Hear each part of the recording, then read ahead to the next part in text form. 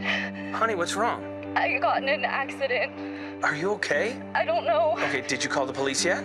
Yeah, I did. I'm gonna call an advocate and you can tell us both at the same time, okay? Hey, Sarah, your dad told me that you need help. So, is there anything that I need to do, or...? Just focus on getting better. With an advocate on your side, you're never alone. Today's the day! And look who I just met. Hey, Dad. You deserve a worry-free recovery. You deserve an advocate.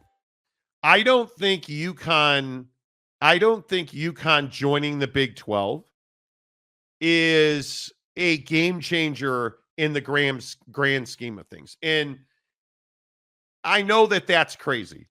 And here's why I say that. And I don't say it to be obtuse or just difficult. I think when you look at UConn clearly is a basketball powerhouse. But again, I tell you, as we've told you for over a year on this show, if UConn joins the Big 12, you will be subsidizing their football program. And I think if you look at the latest, headlines out of UConn in the Big 12 from Ross Dellinger and the guys at Yahoo Sports, I mean, it is very clear that Big 12 athletic directors want nothing to do with UConn football. Now, if you don't know the story, UConn allegedly went to Dallas last week and met with Big 12 executives and athletic directors in an effort to, clarify their position. And from what I am told, a lot of that conversation centered around how serious UConn is about winning football games. And it left half of this league, wholly half of the Big 12, unimpressed with what UConn was willing to do to win football games. And at the end of the day, again, I do believe that UConn and Gonzaga end up in the Big 12. I think that is inevitable. But at what financial level will UConn, specifically UConn, end up in the Big 12? Because I look at how bad their football program has been in that they just don't win games. They are rarely bowl eligible. They almost never win 8 games in a season. They do not have an on-campus football stadium. And it is without question now that we know, according to Ross Dellinger, who's confirmed what we've, again, talked about with you for a year, that Big 12 athletic directors want nothing to do with UConn football, to the point where they would have UConn join the Big 12 in every sport except football until 2031, when football could potentially be added to the Big 12.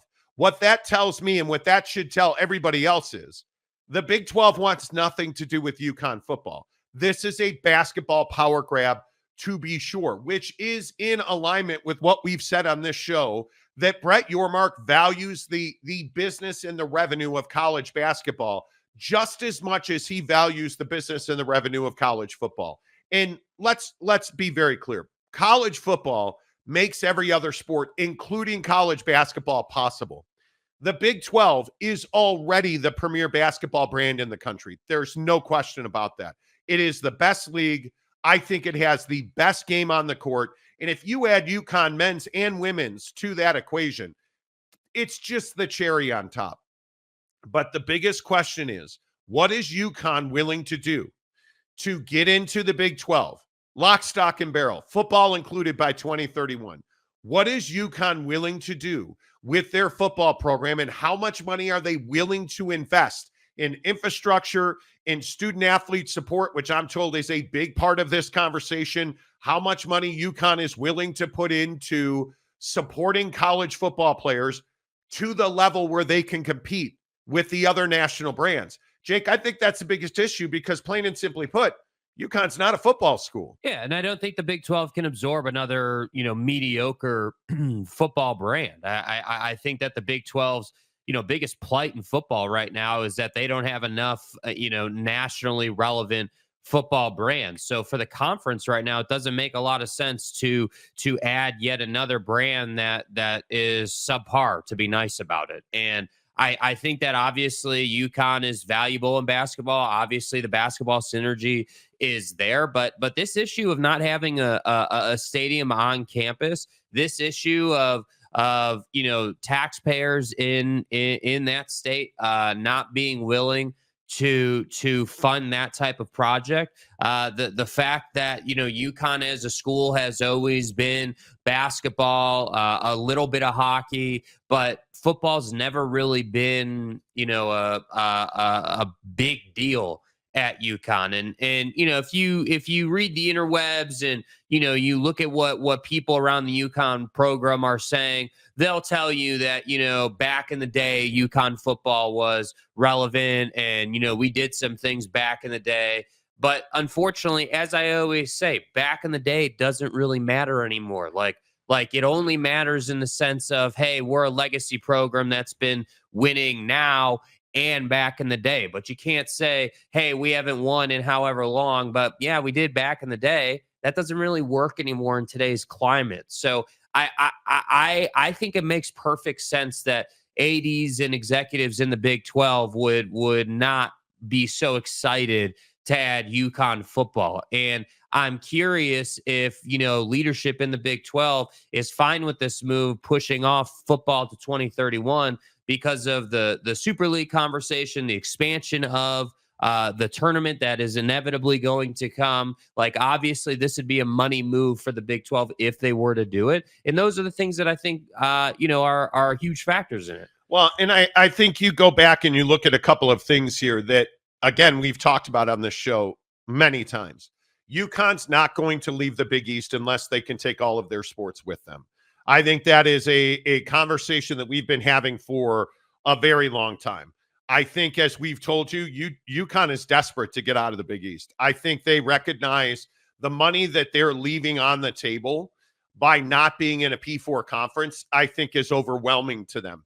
It would by far offset their expenditures on football. And it is going to, they're probably going to have to double their spend in football to get their entry into the Big 12. And there's just no question anymore that UConn is going to leave the Big East. It's simply a matter of when and to where. I think if you look at the landscape, there's only one place they can go. Because of the instability and the unknown future of the ACC, it's crippled their ability to have conversations about expansion. So you look at the Big 12. The Big 12 is the only place that UConn can go. One, I think they really like the Big 12. I think they know that they are a good fit basketball-wise, and culturally they're a really good fit. Probably from a basketball culture standpoint, their best fit is the Big 12. Now, if we were talking about academics, different conversation. But from a basketball standpoint, which is what UConn really cares about, the Big 12 is their best fit. There is no doubt. And they are, and I think I've said this on the show, it's been reiterated to me multiple times that UConn is desperate to get out of the Big East. And it makes total sense. They are, I think, hemorrhaging money in basketball because of the money they are not making. And I love to tell people, and if you don't live by this, I think you're crazy. It's not about how much money you're taking home now. It's how much money you're not making. Think about the money you are not making because you are currently in the Big East. It's a lot of money. And I think when you look at UConn, is the Big 12 ideal from a logistics standpoint? No, it certainly is not. I mean, you're 500 miles away from your nearest Big 12 member in, I guess, what would be West Virginia. You look at the travel, it would be rigorous. There is no question that being in the Northeast and having to travel to the heartland is not ideal. Having to travel down the East Coast to Florida is not ideal. Having to travel to places like BYU and Utah is not ideal. But the money, I think, far outweighs your travel circumstances. I think if you can invest in football in 2031, which is what Yahoo Sports is reporting, which coincidentally is when that new TV deal is up. Yep. I think that makes it worth it. I think giving UConn a full share before 2031 is financially not viable. which is why I think you would see UConn join the Big 12, not as a full share member, not as a football member. And I think you're going to have a small, and what's the right way to describe this? You're going to have a small window in time if you're UConn, where you are going to be able to prove that your football program belongs in a P4 conference. Because I think there's also some belief, as it's been described to me, that UConn may not play football into the future.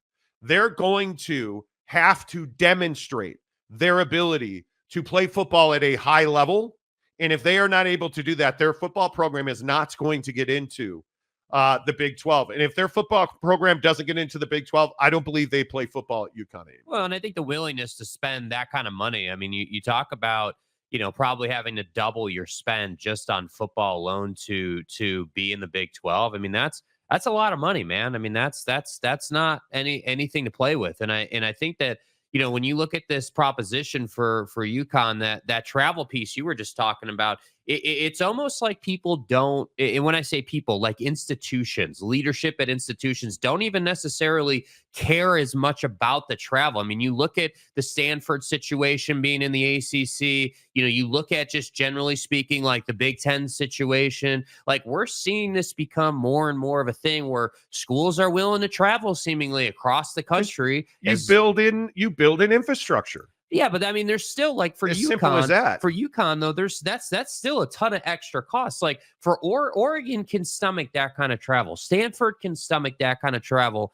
from a financial standpoint. These schools that either have endowments or are making a ton of money, like they can make that. But work. Isn't that the game we're playing now, though? Yeah, it is. The cost of college football. I don't think people consider what the logistics of traveling a football team are.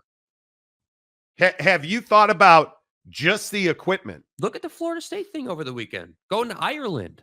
But just think about the equipment alone. You understand most programs do not fly their equipment. Most major, you look at BYU is notorious for this. They track their equipment truck across the country as it goes to different spots. On their social media, you can track where the truck is. It's becoming a thing because you can't afford to fly that freight. So you have an entire part of your football operation dedicated to the logistics of traveling your equipment. That is the behemoth that is college football. How many people think about that? Not many people think about that. Do you think they have that same problem with college basketball? They don't. They do not have that same problem. Because you're not traveling pads and helmets. You're not traveling, the massive amount of staff. You're not traveling the massive amount of humanity that 100-something football players plus your staff, plus the infrastructure staff, things like education, tutors, trainers, physios. Think about the massive amount of humanity that travels with a football team. That doesn't happen in basketball. So when we talk about the cost, and I think we throw cost out there without really thinking about what that is. So when we go to something like, I don't know, $10 million a year to pay off an NIL settlement, do you really want Fresno State playing Power 4 football? Do you really want San Diego State playing Power 4 football? UNLV playing Power 4 football? Boise State playing Power 4 football? The logistics and the cost of that, it's not just paying players, friends. There is so much money that goes into traveling a football team. And when you look at UConn, to your point, what's the cost of traveling your football team to Utah? Less than ideal. Less than ideal. Mm-hmm. Would it make sense from a football perspective to be in the Big Ten versus the, yeah, sure it would. In the SEC, sure it would. In the ACC, sure it would. Well, unless you don't give a rat's ass about your football program and you're trying to make more money in basketball. Yeah, and that's all this is about. And I think your point about them potentially not playing football long term, I think is spot on, because if you're UConn, listen, if you're UConn or anyone in UConn's position moving forward, all you're trying to do is get into the power conference. That's what needs to happen so you can up your revenue and you can grow. That's their biggest struggle. You look at the situation again. they're not going to get some windfall from taxpayers to build this big ass new stadium on campus when football hasn't been relevant in how long? No one's going to do that. And so that's their challenge. And that's why, as soon as I saw the football 2031 situation as part of this opportunity, it makes perfect sense. And the only question that remains is how much winning can UConn do in the Big 12? Obviously, that men's and women's basketball program is phenomenal. Every year, they're phenomenal. So if they can continue that success, they should theoretically be fine. But again, getting in is the biggest challenge. Yeah, I think it is. UConn to the Big 12 is playing out exactly as we thought it was. I mean, I'm a little surprised it's all sports. I would have, if you said, hey, man, you got to put a ducket on how they enter, I'd have thought it would have been basketball only. But now I think it makes logistical sense for the Big 12 to leave out UConn football, because it solves all of their financial trouble. And I think it is going to be very interesting to watch how much money and how much infrastructure is UConn willing to put into their football program to get there. I mean, how many of us would be surprised if they dropped football as a sport? I wouldn't be. I mean, it makes sense. Why? Furthermore, why would you continue to keep pouring money into it if because you're in that gray area, you're in no man's land where you have a football program, but you're not doing enough to climb and improve. Like at least at some of those G5 programs we all know and love, Boise State, San Diego State, Wyoming, like at least they're doing everything that they can do. And it's just not quite good enough, to compete with the big boys. But I also think what that makes me think is I one of the guys I was talking to yesterday about this UConn situation made a very good point. Is there a better basketball program right now than UConn? No. And they still don't have the juice to get it done. As good as UConn football, basketball, men's and women's is, they don't have the juice to carry a dead-ass football program into a power conference. Let that sink in. You look at Georgia Tech this weekend. Georgia Tech's been dead for years. Can you ever imagine UConn going to Dublin and beating Florida State in football? No. You can't even fathom it, because they don't even win 6 or 8 games on a regular basis. That's how weak their football program is, that the best basketball program in the country can't get into a power conference unless they leave football off the docket for what is this, 6 years? That's crazy. Yeah. That's craziness to me. It tells you how far ahead football is on the level of importance to basketball. Yeah, I mean, it's the lifeblood of athletic departments, and until that changes, you're not going to get anywhere quickly being a basketball first, unless you're doing what a school like Gonzaga is doing, let's say, where football is not even part of the conversation. You're just all basketball, and obviously they have other sports too, but from a revenue generating standpoint, basketball is your bank, and that's what you're doing. And again, I can't emphasize this enough, in my opinion, in terms of the Big 12. You're not going to add yet another, just subpar, irrelevant football program to a conference that's already struggling to stay relevant in football. I mean, honestly, like again, we're going to get a 12-team playoff this year, and the Big 12 is going to struggle to get 2 teams in. That's what we're talking about right now. Yeah. And I would like to point out one thing that I thought was very interesting. I didn't even realize this. Do you guys understand that they, until 2022, that's the last bowl they went to, 2022, they hadn't been to a bowl in back-to-back years since 2009 and 2010. Right.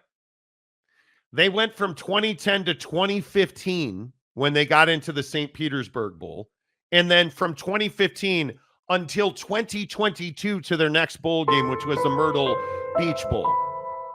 And they're 4-3, or 3-4, excuse me, 3 losses, 4 wins in their 7 all-time bowl games. It's terrible. I mean, it's just not. It's not. Good It's enough. ineptitude. Yeah. They haven't won a conference championship at UConn since 2010 in the Big East. That's incredible to me. Just looking at their stadium situation. I mean, it is the Pratt and Whitney Stadium at Rentschler Field. I said Rentschler Pratt and Whitney. Hey, do they have an upper deck at that stadium? I don't know. James needs to get in here and design a new, club seating and Right. S&M and stuff. Right. Because it's the Burton family football complex and shit. Yeah. I think this is very well done, again, by Brett Yormark and the Big 12. I think it's exactly what they should be doing, because I think all of us agree Big 12 is never going to be the best football conference in the country. It's not going to happen. At least not in probably my lifetime. I know I'm fat and I'm 50 and I'm going to die soon as a Mormon. But, in all seriousness, I can't imagine a time where the Big 12 is the best football conference in the country. And maybe, hey, look, maybe Utah does come in and become the brand in this conference. Maybe Joey McGuire saves his own ass and they win 12 games this year. I doubt it. But my point is, this is the best basketball conference in the country. And if you put UConn men's and women's in there, I mean, it's almost not a conversation. Well, and I think, for the Big 12 this year in current times, dude, Florida State losing over the weekend is a massive opportunity for your conference. I mean, if unbelievable, dude, if the Big 12's unable to take advantage of that loss by Florida State this year and get, another team in, I don't know what else you could ask for. All right, let's get your comments before we get to that Florida State loss. As always, the comment section brought to you by our good friends at Prize Picks. Boy, did I have a day yesterday. I put $1 million up on Prize Picks. That's a lie. I did not put $1 million up on Prize Picks. I will just continue to wax poetic about my guy, Aaron Judge. What did I tell you? If you're going to play Prize Picks baseball and you don't take Aaron Judge, you're an idiot. You're an idiot. His number yesterday was half a home run, but that wasn't good enough for me. I wanted to play a demon, which means you win more money. A demon. I took 1.5 because it was the Rockies. Okay, let's get this clear. And some asshole named Gomber. Yeah. So I went with the demon 1.5. And what did Aaron Judge do yesterday? Anybody wanna guess? What Aaron Judge hit 2 bombs yesterday. He's got 51. He came through for me. Now, speaking of half an asshole, how about the Chicago Cubs yesterday? Did anybody see what the Cubs did yesterday?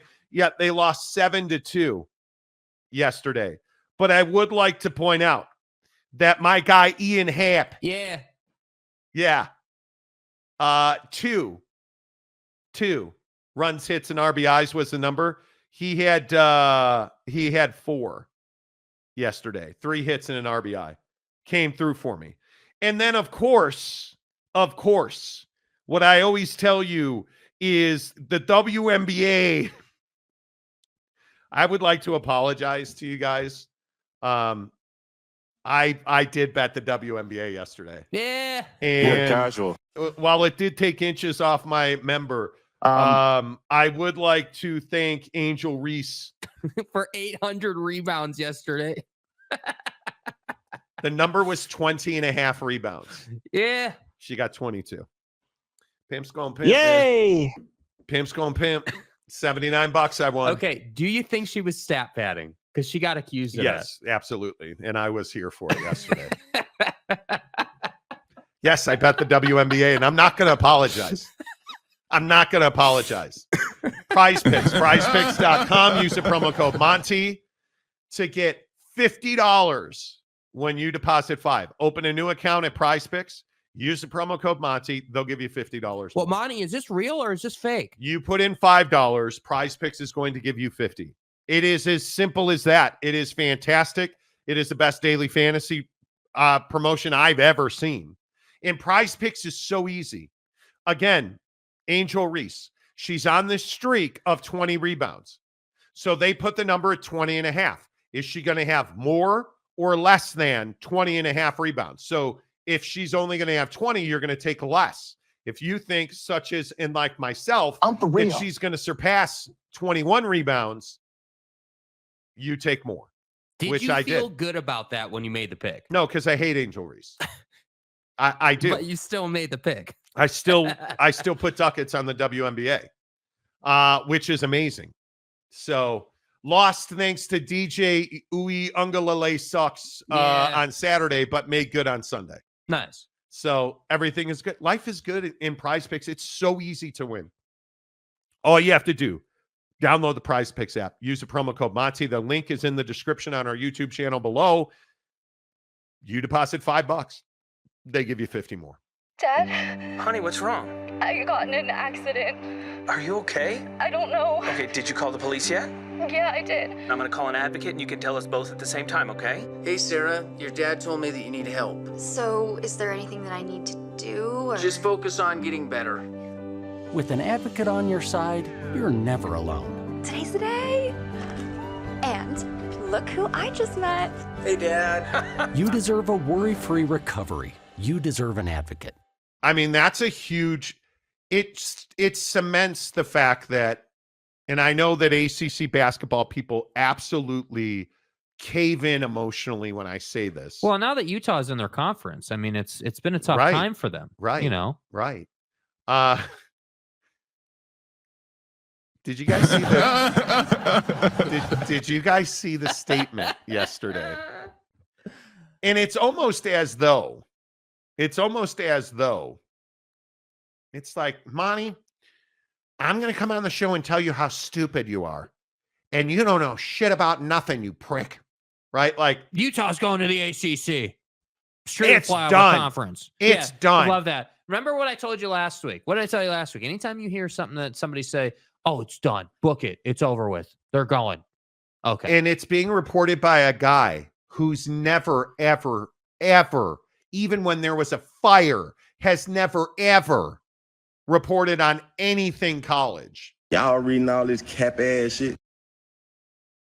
And I say this again, and we're going to talk about more social media stuff in a few minutes, but get off of this app occasionally. Save yourself. I know it's crazy. Go outside and like stand in the sun for a minute. What? People, social media is the scourge of the world because there's so many people on this app. And if you're watching on Twitter, on that app, that's their entire life. Yeah, social media. Well, how many people can I get to like my video? Money. It's their entire life.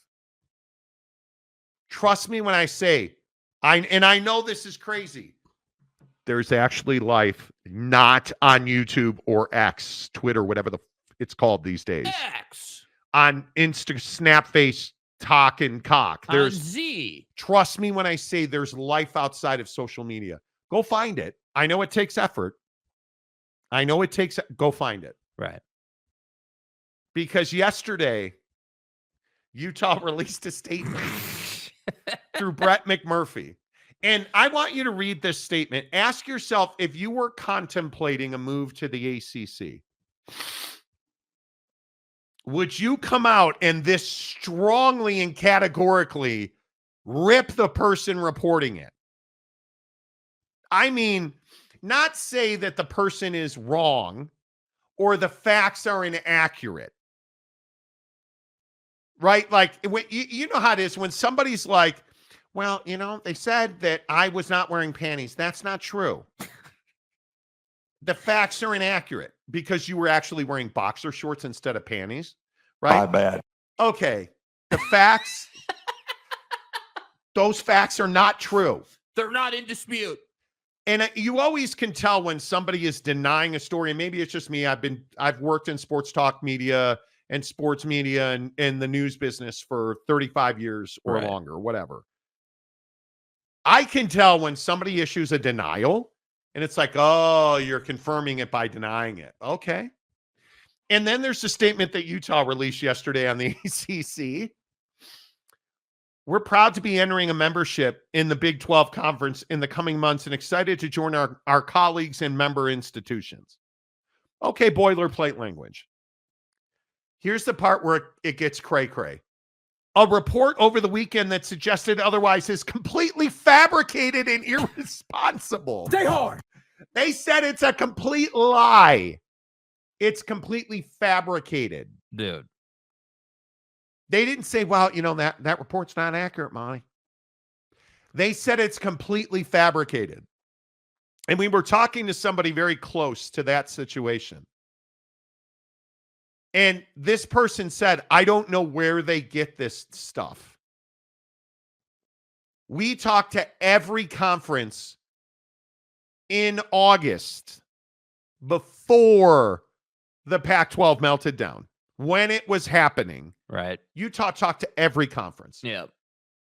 They had very serious conversations with the Big 10 and the ACC. Utah at no point in time, then, now, or anywhere in between, has ever had a serious, substantive conversation with the ACC about membership. I am told, and I was told again yesterday, that their conversations were very baseline. Hey, here's where we're at. What is X? What is Y? What is, okay, great. Nice to talk to you. Yeah, let's keep in touch if anything changes.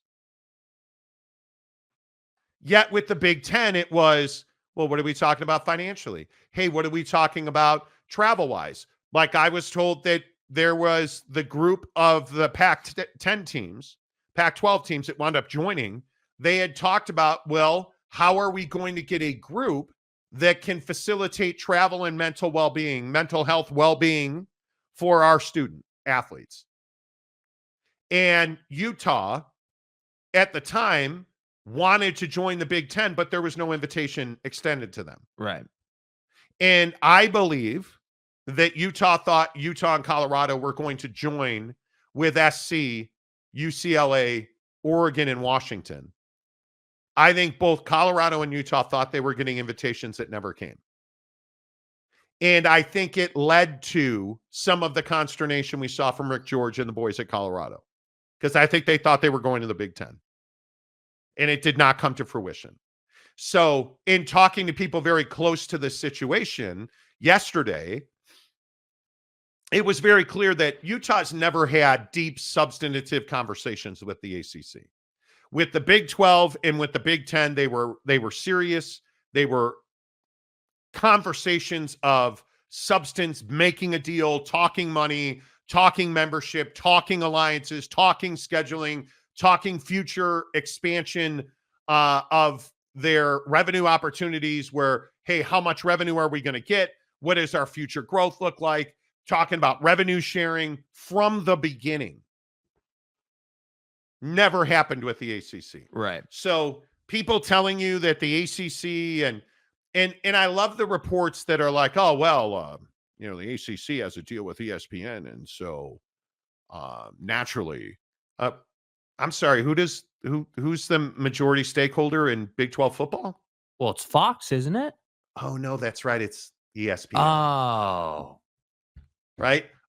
Another interesting detail. And I can tell you again, who else is giving you this information? That Utah was very concerned about the streaming component and having the ability to be on stream, where anybody could get their secondary sports on a stream, because they feel like, specifically, I think Utah, from what I understand, would like to see their secondary sports, Mainly they're stick and ball sports because they have put a lot of time into baseball. And I think you're seeing some of the fruits of that labor in baseball and softball. Right. But they're stick and ball sports. I think they would very much like to see their women's and men's basketball getting more reach. And I think they would very much like to see their gymnastics program get more reach. Yeah, dominant gymnastics program. Specifically, those genres of their sports program. And I think that the Big 12 and ESPN provide that very seamlessly and easily. Right. So when that comes out, because that will come out, in my opinion, you will start to hear that. And you will start to see that streaming of secondary sports. Because the other thing that completely exposes people, well, man, they're tier 3 rights. Tier 3 rights don't exist anymore. So when you hear people, well, Monty, BYU TV doesn't exist anymore. When do you have BYU football games on BYU TV anymore? Yeah.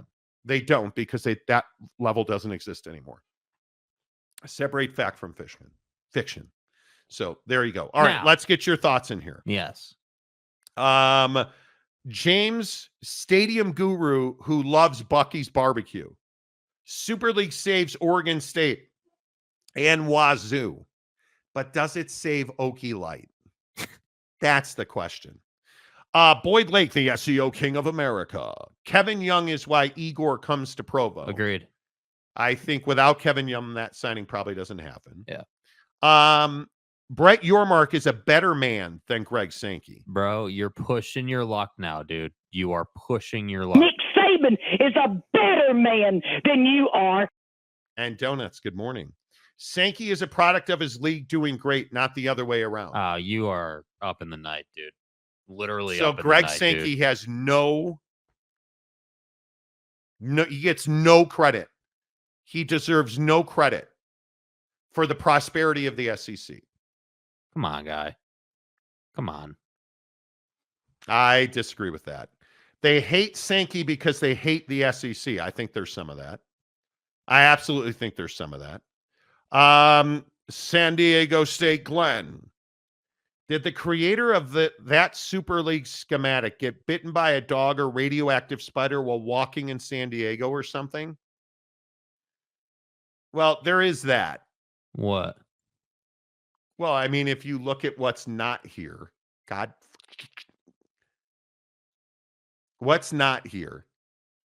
If you, Oh, well, I'm assuming San Diego State's let's not see, here. Washington State, okay. Los Angeles, okay. UCLA, USC, Stanford, Cal, okay, the Bay Area, the PNW, Oregon State, okay. The state where over 254 people died last year from heat exposure in Maricopa County. Arizona and Arizona State. Okay. They seem to all be there. Okay, well, maybe San Diego State's in the South. Let me check. Alabama, Georgia, no. Well, how about the Northeast, right? I mean, that makes travel partners, right? Right. Because we all got to have these travel partners. BC, okay, BC's a better man than you are. Monty. Monty. Now, Monty, listen, we understand that Syracuse got the pro rata San Diego State deserved. Okay, don't see him in the Northeast. Oh, the Plains. My bad. The Great Plains of the Flyover Conference. Because we all know those tornadoes in San Diego wreak fucking havoc, right? Okay, so they fit right into the plains with the tornadic activity that ravages Top Gun. There's tornadoes everywhere in whales' vaginas. I mean, have you seen the damage in Old Town from that ripper that? Yeah, no duh. There's no tornadoes. So let me get this right. So you're pro-rata. still waiting on the pro rata you don't deserve. If there's a Super League, San Diego State should be in it. If Agreed. There's G5 representation. Well, and the thing put it up one more time. Wasn't Boise State in the underleague? Wait, let me check the Midwest. Cincinnati, no. Illinois, Indiana. That's not how you spell San Diego State. Louisville, Cheaterville, Pedo State Light, Missouri, Northwestern, Pedo State heavy. Shower Boys. Yeah. Okay. Ohio State, Jim Jordan's wrestling scandal, and nobody likes Purdue anyway, so it doesn't matter. Yeah, I'm really surprised. I thought maybe the Midwest, that's where they would have stuck. Yeah, why are they spelling San Diego State with a B-O-I-S-E? No, I thought they were spelling it with a UTSA. Oh, that's not got a. it. Wait, there's no. Is there a T in San Diego State? Actually, there is. Is there an S? There is. The problem is there's no D at San Diego State. Stay home. Oh, money. There's no D's. It's a wee fence. There's no D. It's a wee fence. You need a D. I need a dick in me. Oh You need my God. A lot. And it all kind of fits together and everything. That's what your mom said. Biologics.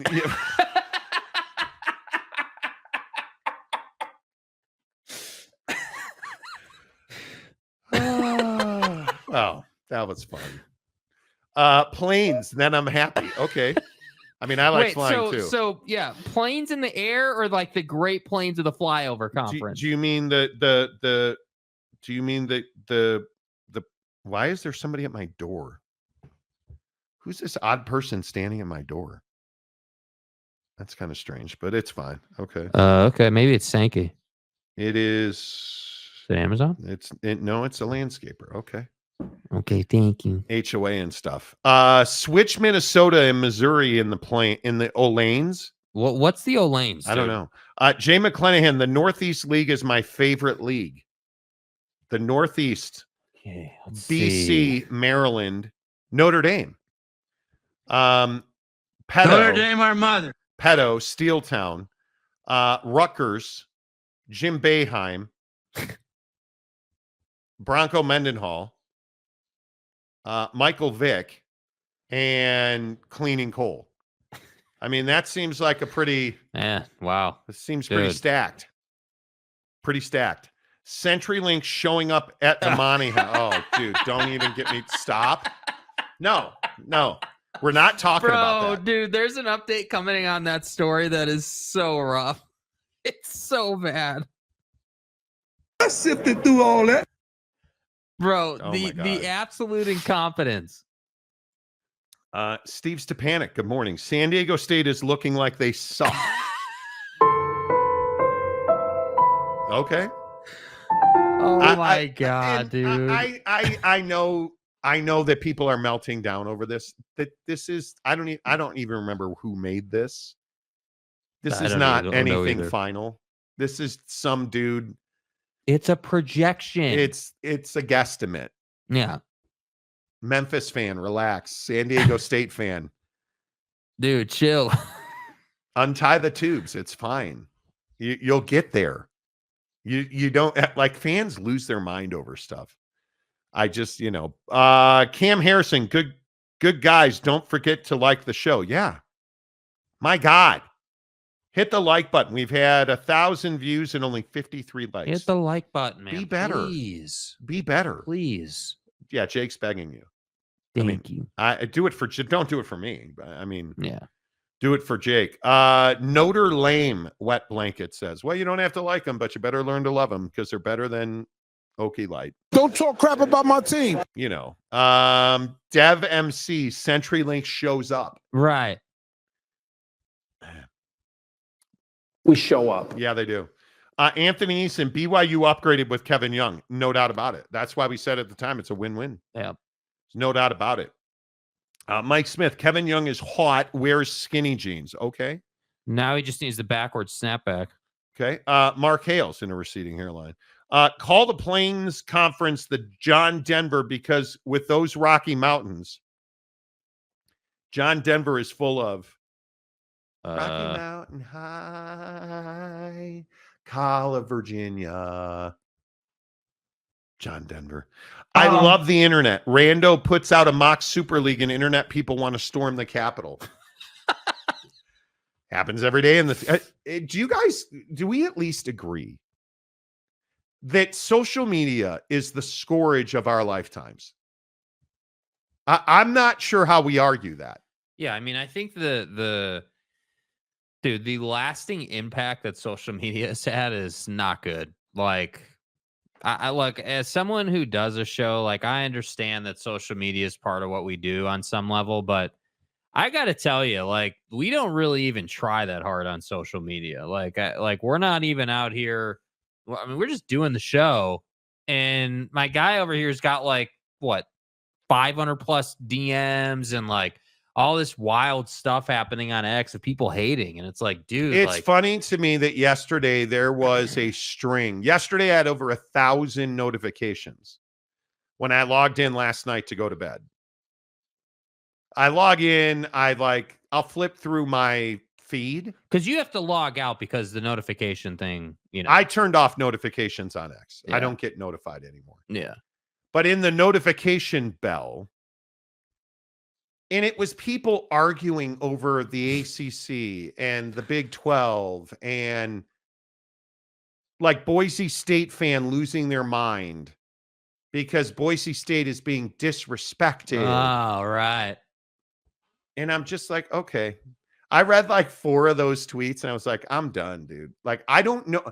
It's easier without it. How do you get so immersed in what's happening on Twitter, Instagram, TikTok that it becomes your identity? And it's crazy to me that you have people whose whole lives are tied up in, well, I need somebody to say I'm the source. Like, who gives it? Who cares? Yeah. What did that do for you? Dad, Honey, what's wrong?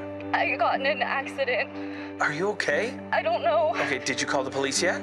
Yeah, I did. I'm gonna call an advocate and you can tell us both at the same time, okay? Hey, Sarah, your dad told me that you need help. So, is there anything that I need to do? Or... Just focus on getting better. With an advocate on your side, you're never alone. Today's the day. And look who I just met. Hey, Dad. You deserve a worry-free recovery. You deserve an advocate. Very interesting week 1, if you will. And I think when you start looking around, we're gonna get a pretty good indicator of where things stand almost immediately.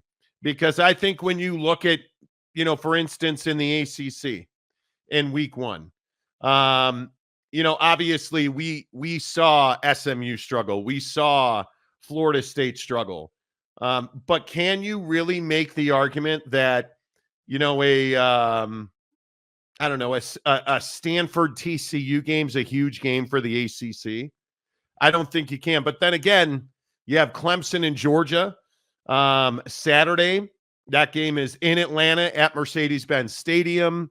I think that's a huge game. Like, I think this opening week of the college football season, obviously with Miami and Florida, I think we're going to get a real good look at where the ACC is. Absolutely. And I think, these big matchups, are even more magnified with what happened to Florida State. Obviously, you look at, this Clemson Georgia matchup and nobody's giving Clemson a chance. And that's probably rightfully so. That's probably spot on based on where Clemson is at and based on where Georgia is at. But I think that's still a huge game. That's a primetime game. That's a big game for the conference. And then, the Miami Florida game, I still maintain that, Miami has this opportunity, this window in time where if you can get off to a good start this year, you can really, grab this conference by the horns, if you will, and take control. Because you got to think Clemson's going to lose that game. Obviously, Florida State's lost. So if you can win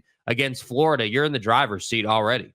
Yeah, and then I think maybe the game of the week to watch in the Big 12, and I know it's going to sound crazy, Colorado and North Dakota State, that number now is at 10 points, according to ESPN Bet. The number is 10 in favor of Colorado. Yes, it's in Boulder at Folsom Field.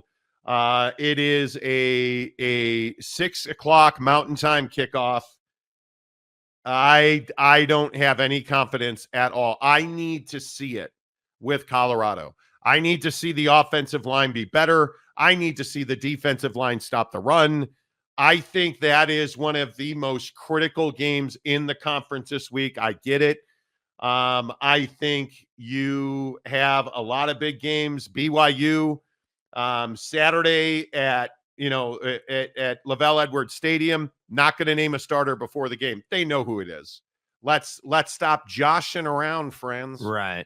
They know who the starting quarterback in Provo is. I believe pretty firmly it's Jake Retzloff. We'll see if I'm proven right or not. BYU's a 14.5-point favorite over a pretty good Southern Illinois team. I think that's a huge game. Arizona, who seems to be everybody's favorite underdog, 21st in the country, a massive 31-point favorite. Massive 31-point. I said 31 points against New Mexico, who's 0-1, by the way. That game's at Arizona Stadium. I do think that this is and I don't mean to over-dramatize this, and I know that we tend to talk in hyperbole and we tend to get dramatic. I think that this is a critical season in the Big 12. I think without question, when we've spent the first couple of days of this week talking about UConn and Deion Sanders versus Paul Feinbaum and Deion is seemingly against everybody. I think this is a critical season in the Big 12. Failure is not really an option. I think when you look at the underdog teams, I think it is absolutely imperative that teams like Colorado prove a point in week 1. They need to come out of the gate at Folsom Field and absolutely dust North Dakota State. And I don't know that that's going to happen. I am not, I don't know. Am I a believer in Deion Sanders? Do you believe? I am a believer. I think Deion is a very good football coach. I think he is somebody that takes the little kernel of controversy, whether it's sunglasses and how my mom raised me and all that good stuff, whether he gets combative, which he has with the media. Deion Sanders is an expert at bringing his guys to kickoff on an edge with a point to prove, with an enemy on the other side of the field. He has been excellent at that. Have they always won those games? They have not. But this is only year 2. And I know it feels like he's been at Colorado a decade. This is year 2 of Deion Sanders in Boulder.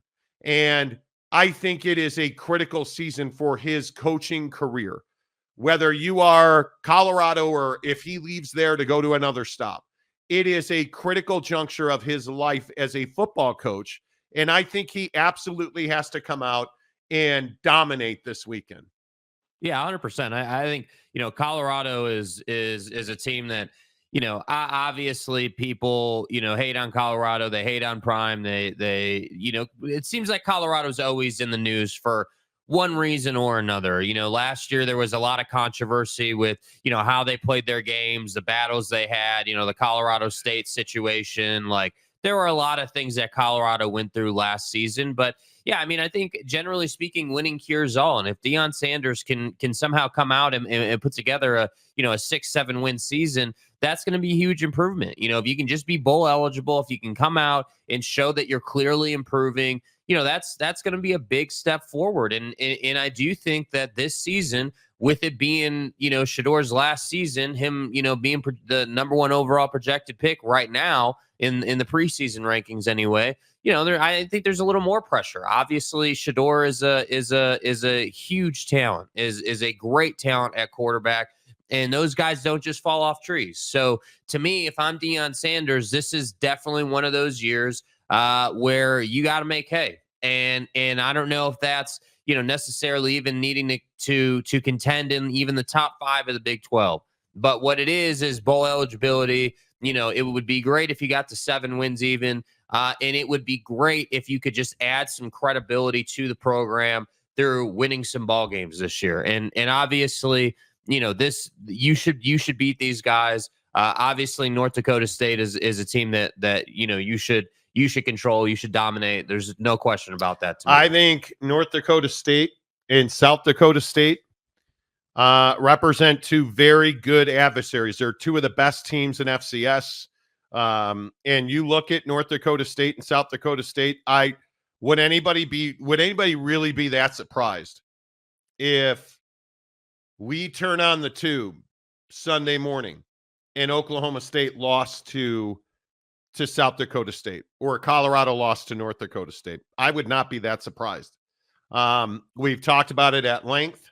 I think that this is a critical season for Mike Gundy. If they do not go to the college football playoff, I think you got to start talking about, what's ahead for Oklahoma State football. I think he has to. I think is it an indictment on Mike Gundy and Oak State that they're only a 9.5-point favorite? I mean, at home? A little bit, yeah. I mean, I think, Mike Gundy in Oklahoma State is definitely a program that should be in the college football playoff conversation all year long. And, seemingly every year in week one of the college football season, we get, teams that lose games they shouldn't lose. And again, I know I keep referencing Florida State, but that's a great example this year of a game you shouldn't lose, but somehow you lost. And the problem is that Mike Gundy can't really, afford to lose this kind of game. You need to come out and get off to a really good start, knowing that you have big time opposition later in the season. And that, to me, if you're an Oklahoma State fan, that's what I'd be looking at, because ultimately, we can sit here and talk about, Ollie Gordon and Alan Bowman and, we got wide receivers and everything's amazing. But ultimately, isn't it the conversation every year? Don't we always hear in the preseason or in, heading into week one, hey, we got, we're great. We got all this talent. But it never seems to pan out. It never seems to lead to a college football playoff berth, which in the expanded format now is kind of unacceptable. Yeah, I think there are some huge games this weekend. I think Baylor and Tarleton. Tarleton's actually a pretty good team. Baylor's a 26.5-point favorite at McLean. I'm a 26.5-point favorite. Who I think has maybe one of the biggest games of the weekend? UNLV. UNLV is in Houston to take on Houston. And Houston's only a 2.5-point favorite. I think there's a good chance. Now, Willie Fritz, I would believe, it will have Houston in a much higher level than we saw them at any time last year. I think there's a chance that UNLV can win that game. Now, I also think that Abilene Christian and, at Jones AT&T in Lubbock, they have that's a death sentence. I think Joey's boys are going to come out and absolutely. But see, that's another example of a team that has to be better, right? I mean, Texas Tech should come out and absolutely eviscerate that team. They should come out and drop, a 40 piece, a 50 piece, like come out and assert, your dominance on that team, get off to a good start. And again, when I'm watching these games in week one of college football, all I'm looking for is, how are you going to start your season? What is the feeling of your team starting the season? Can you come out and destroy someone and be like, hey, we are that team? Like Texas Tech is going to be 8-9 wins this year. Or are you going to struggle? Are you going to only beat, a squad like that by, 2 possessions? But I think you also have arguably the best running back in the conference. I think you have the best running back quarterback combo that you've had in some time at Texas Tech. I have no idea what we're going to get from Avery Johnson, who's named after the former Spurs coach. I hope. I don't think he is. Because he's also got a pretty good running back behind him, right? Like, I mean, there's some good backs in this conference.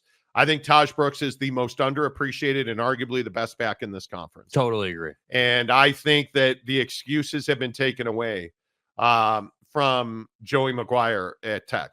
I mean, it's pew-pew time in Lubbock. Like, it is time to go. But again, I say all of this because I think with the weakness that Florida State showed, I feel like there's a real opportunity for the Big 12 to put 2 into the college football playoff. What if Miami loses to Florida this weekend?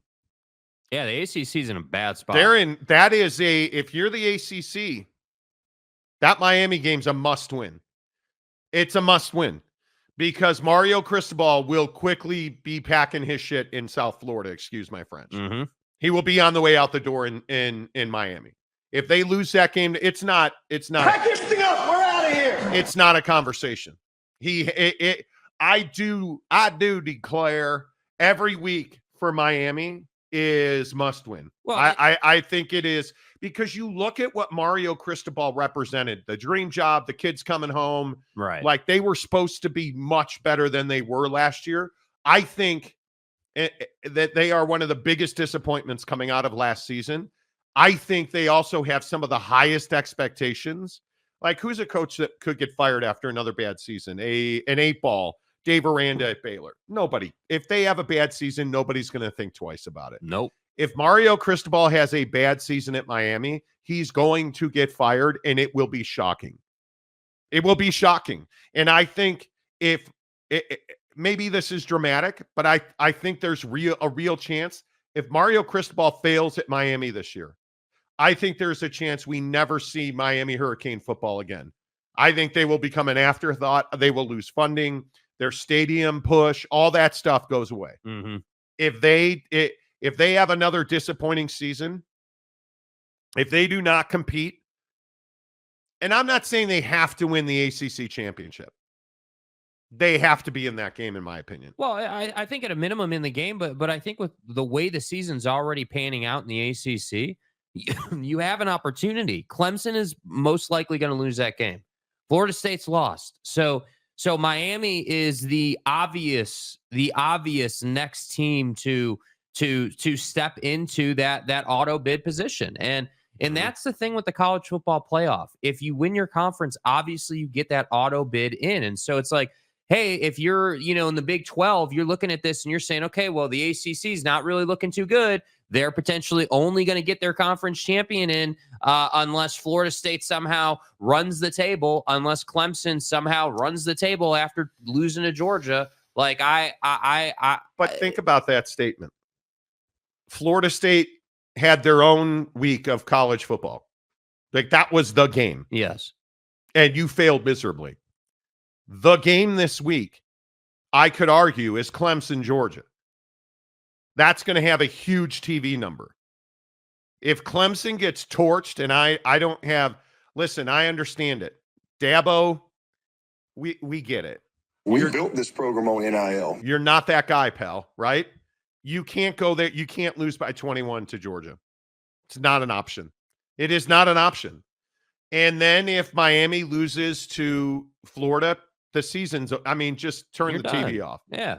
Turn the TV off. Like, it would be remarkable. You're just paving the way for the Big and the SEC to get, No, you're paving the way for the Big 12 to put 2 into the college football playoff. That's what you're doing. And now the other side of that coin is, and I think it's very likely Miami will dominate Florida. I think that's very likely. I think it is highly unlikely that Clemson can stay within 17 points of Georgia. I think Georgia, I feel like I'm talking in cliches today. They have a point to prove. Yeah. They got embarrassed last year. What's the number right now for 871? For yeah, exactly. Right. They're favored by 800 and what must it be? 17 at least? What would you guess it is? I would guess it's like 17 or 20. It is 13 and a half. 13 and a half. That's a real generous number. And that, but again, neutral site, Mercedes-Benz Stadium. Yeah. In Atlanta. Yeah. And I think we're all well aware, Clemson ain't that far from Atlanta. Now, Athens is down the street, but Clemson is not that far from Atlanta. That's a neutral site game. I don't know. I see that being at least 20 for Georgia. I don't know. I need to see it. That's 10 a.m. Saturday, noon Eastern, 10 a.m. Mountain, 9 a.m. Pacific, ABC, national TV, huge game. Like, you look at the teams. Again, look at my Irish, who are going to get their ass handed to them in College Station. A&M, I'm asking you to look at this. I am clear-eyed about Marcus Freeman being a failure of a head coach. Like, I'm clear-eyed about it. Mm-hmm. You're this great team that everybody says, my God, Notre Dame, they are so alive and real, more real than Manti Tate. No, I'm not. Notre Dame, our mother. You're a 3-point dog at Texas A&M. New head coach, new athletic director, pretty much, crippled by paying their ex-Jimbo Fisher failure $8 trillion a day. Well, you want to be favored on the road? Yes. God. Do you guys see what I deal with? You're the seventh, issue, isn't it? You're number 7 going to number 20. And you're an underdog at Texas A&M. I don't know. I mean, it's only 3 points. Okay. I'm telling you. What do you want to be, a 3-point favorite? You're not going to give them a touchdown favorite on the road. You should be You're the almighty Irish of Notre Dame. Yeah. Well, because you're not. You're not. Does Riley Leonard survive the game? Probably not. Probably not. Honestly, probably not. My point is, when you look at Notre Dame, you're the 7th team in the country going to play number 20, and you're a dog on the road. And all week, all I've been hearing about from the comment section and everybody else is that I'm just being a pessimistic, whining, crying, complaining Notre Dame fan, which is fine. But explain to me how you're the number 7 team in the country and you're a 3-point dog on the road. Right. Pretty much across the board. Where else is that the case? Where else is that the case? Somebody explain to me, show me in the top 25. Because everybody says, well, Notre Dame's a college football playoff team. No, they're not. But show me where, like Utah playing Southern Utah. Okay, Southern Utah, nothing. If you look at the top 25 matchups, Georgia is a 2-touchdown favorite. What's Penn State? Penn State's an 8-point favorite on the road at Morgantown. Yeah. But no buts, Monty. No, they're Monties. not. People don't respect Notre Dame, and I hope it's finally starting to sink in that people don't respect Notre Dame. So you have number 13 LSU against number 23 SC in Las Vegas. It's a road game for LSU. They're a 4-point favorite. Mm-hmm. But you're number 7 going to number 20, and you're a 3-point dog. Yeah. Yeah. It's a fair point. That's fair. Yeah. I'm telling you, Notre Dame is not a national championship contender. Marcus Freeman, until he shows us otherwise, is not qualified and is not capable of leading the Irish. Hey. Well, I think that conversation is more than justified. I just am. I'm not here for it. Like, West Virginia is a very interesting game this week. West Virginia is a very, very interesting game. I think there is a real chance for the pedos from Happy Ending Valley to go to Morgantown and lose. Mm-hmm. And if not, I'm going to punch Neil Brown in the face, the head coach at West Virginia. Because I'll drop that motherfucker. You're one of the Penn State is. We talk about hate in sports. Yes. And it's okay to use the word. I don't believe you should be saying you hate somebody else in the world. I just don't. In sports, we don't live in the real world. It's all fantasy. I hate Penn State. I hate James Franklin. I hope he never wins another game as a coach. I hope Penn State never plays another football game. And I hope they lose in Morgantown.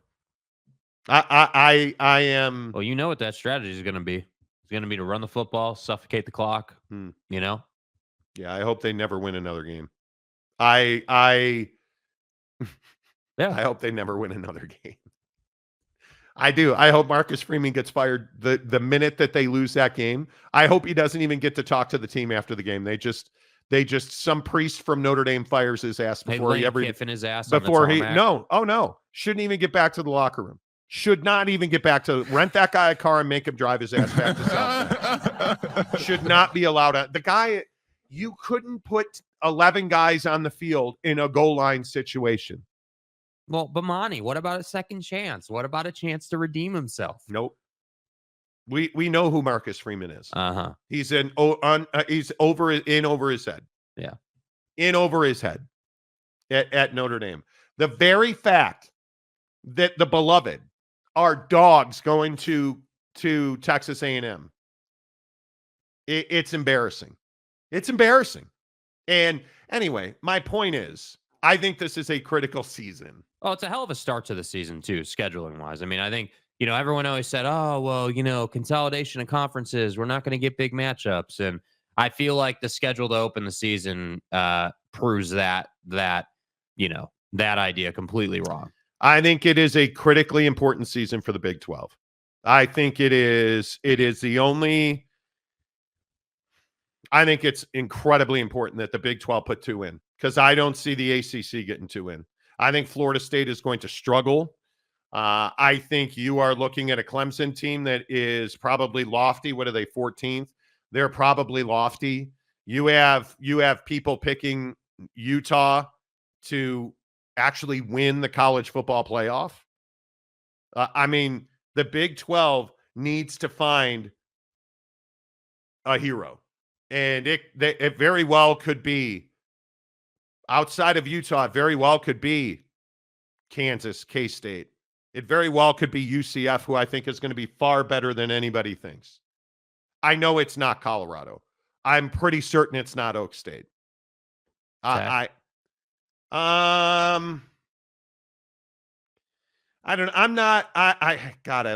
want Joey Maguire to succeed. I think most people do as well. Yeah. But I just look at Tech's schedule. They're going to the Palouse to die. Like I hate that trip for Texas Tech. Is Washington State good? Probably not. Right? But you look at that run of at Arizona, Baylor, at TCU, at Iowa State, that Colorado, at Oak State, West Virginia. You're not a conference champion contending team. Right. Not right now. Not unless you show me something. But I look at the top half of this conference, and again, I think Kansas has the potential and the talent. Can the quarterback stay healthy? Lindenwood, mighty Lindenwood, 45-point favorite. 45-point favorite. Yeah. In Kansas City, by the way. Right? They can beat anybody. TCU, I think TCU has to have a bounce back. I think they're going to beat the hell out of Stanford on Friday night. Now, that game's at Stanford Stadium. Great. That's not a home field advantage. No. The farm it's not intimidating. It's not scary. I mean, you should win that game if you're TCU. Nothing. Yeah. Nothing. Nada. Arizona. Why is Arizona 21st in the country? I don't know either. I don't know either. But I don't know. Anyway, point being, I think this is a critical season. The Big 12 has to find a way to get 2 in. Yeah. Well, and I think that was even before we've seen what appears to be happening in the ACC with teams losing games that maybe they shouldn't have lost. And I think, it's just ratcheted it up. It's just sort of amplified that pressure and that need to take advantage of missteps. This season has the ability to get off to a very bad start for me. I'm telling you, if Notre Dame loses that game, I don't know that I'll be here Monday. I don't know that I will survive the weekend. Legitimately, though, what do you like? Well, what's he got to do to keep his job? College football playoff berth to keep his job? Oh, that's a minimum. If this team doesn't go to the college football playoff, if Notre Dame doesn't go to the college football playoff, you're really not looking side-eyed at Marcus Freeman? Yeah. After terrible clock management repeatedly last year, after terrible personnel management repeatedly last year, because that 11-10 goal line situation against Ohio State, that was not the only time they had the wrong. Do you guys understand that in multiple scenarios they had the wrong personnel groupings on the field? Do you understand there were multiple times in 3rd and short where they were in dime? And obvious situations, they were in dime against 3rd and short and gave up first downs on the run. Like, it's not the only time. So if they do not make the college football, they have a cupcake schedule, bro. Yeah, it does. The question has to be asked, what is going to be the defining narrative of this season for Notre Dame? Because we know what it was last year. They don't really play. Don't they play like 3 true road games? If I remember correctly, they play. Florida State is at Notre Dame Stadium. Like, you look at the SC game, that game's in Los Angeles, right, at the Coliseum. But leading into that game, I mean, they're home for Florida State, home for Virginia, and Army on November 23rd at Yankee Stadium. And then you turn around the next week and you go to SC. But the Yankee Stadium game, they should beat the hell out of Army. Yeah. And it's essentially a home game for Notre Dame. Anytime we play at Yankee Stadium, it's a home game. I'm just telling you, you look at this schedule this weekend, that's their road game. Yeah, you got to beat A&M. Yep. It's at Texas A&M, Northern Illinois, at Boiler Down, Purdue, Miami of Ohio, Louisville. That's a tough game. I'm not even. Yeah, but if you're who you say you are, you should beat Louisville. You should beat Louisville. I would think so. And that game's at the stadium. So, you look at the Stanford game on October 12th. That game's at the stadium. Should be absolutely no issue. How real is Georgia Tech? Now, you got to play Georgia Tech in Atlanta. Yeah. Right? That's going to be a tough game. That's a home game for Georgia Tech, even though it's supposedly a neutral site. That's a road game. Right? The Navy game, October 26th, is at MetLife Stadium. And you see what I'm saying? Like, you're playing these games.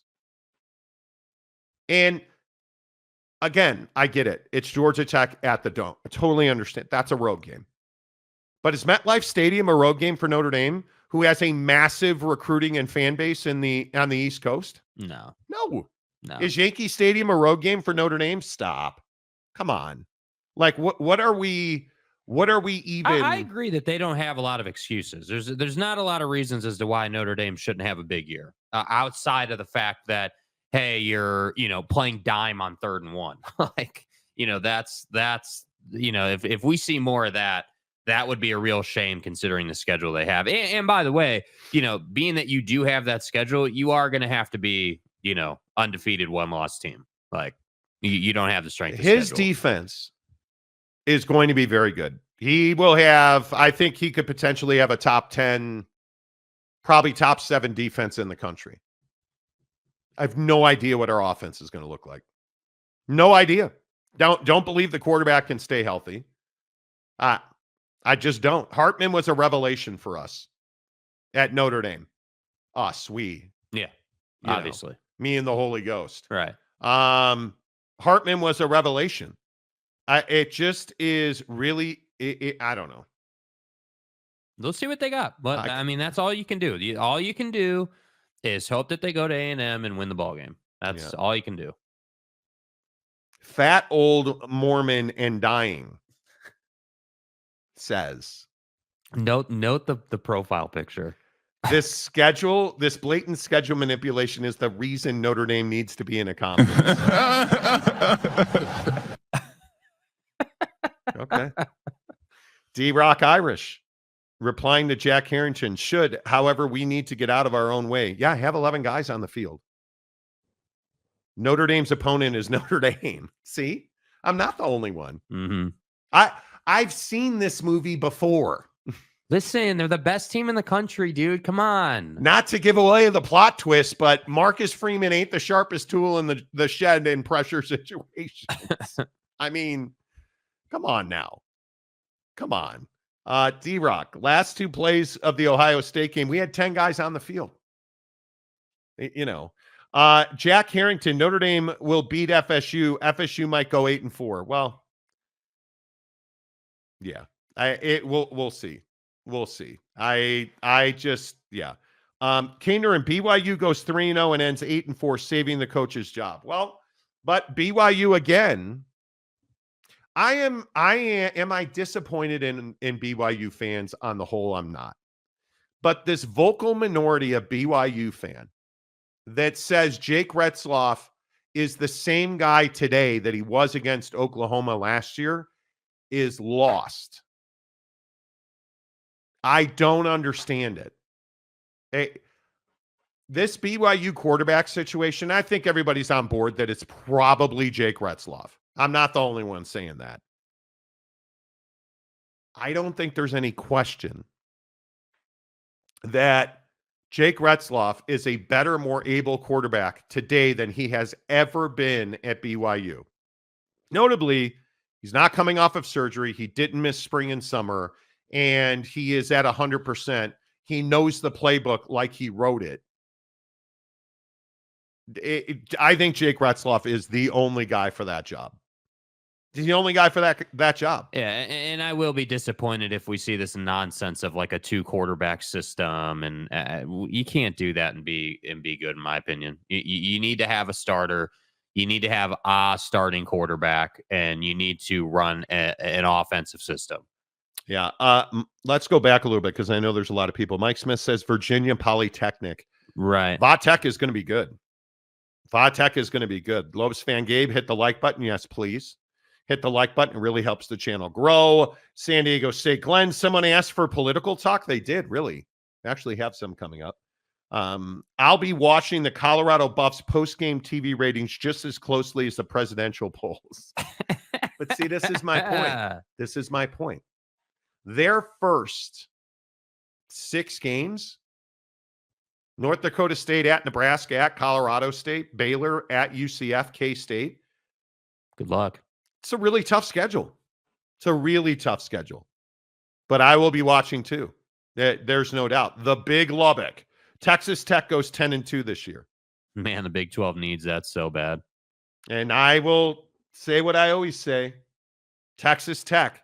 Because Oak State with Mike Gundy just isn't that team. He's not a guy who consistently wins big games. And especially in the postseason. But if we look at the Big 12, that's a scary game for Tech this week. That is a scary game. Because you need to come out and beat them by 50, 60 points. Yeah. I mean, you need to come out because look at Tech's schedule. You're going to beat Abilene Christian. Come on. That game at Washington State, tell me that's not your trip to Laramie last year. North Texas, you should be 3-0. And my belief is you shouldn't probably give up a touchdown. Arizona State, Cincinnati, 5-0. At Arizona is your first opportunity for a loss. That's your first opportunity to lose a game. Because, again, I'm just little old Morty over here. Right. Or, excuse me, the fat, dying Mormon. Arizona is supposedly this amazing team that somehow lost Jed Fish, hired the guy from San Jose State, and we're supposed to believe that a quarterback wide receiver combo, and it might be the best in the country, might be. You're telling me that that's the Fighting Fafitas all of a sudden are going to be. You should be able to go to Tucson and win that game.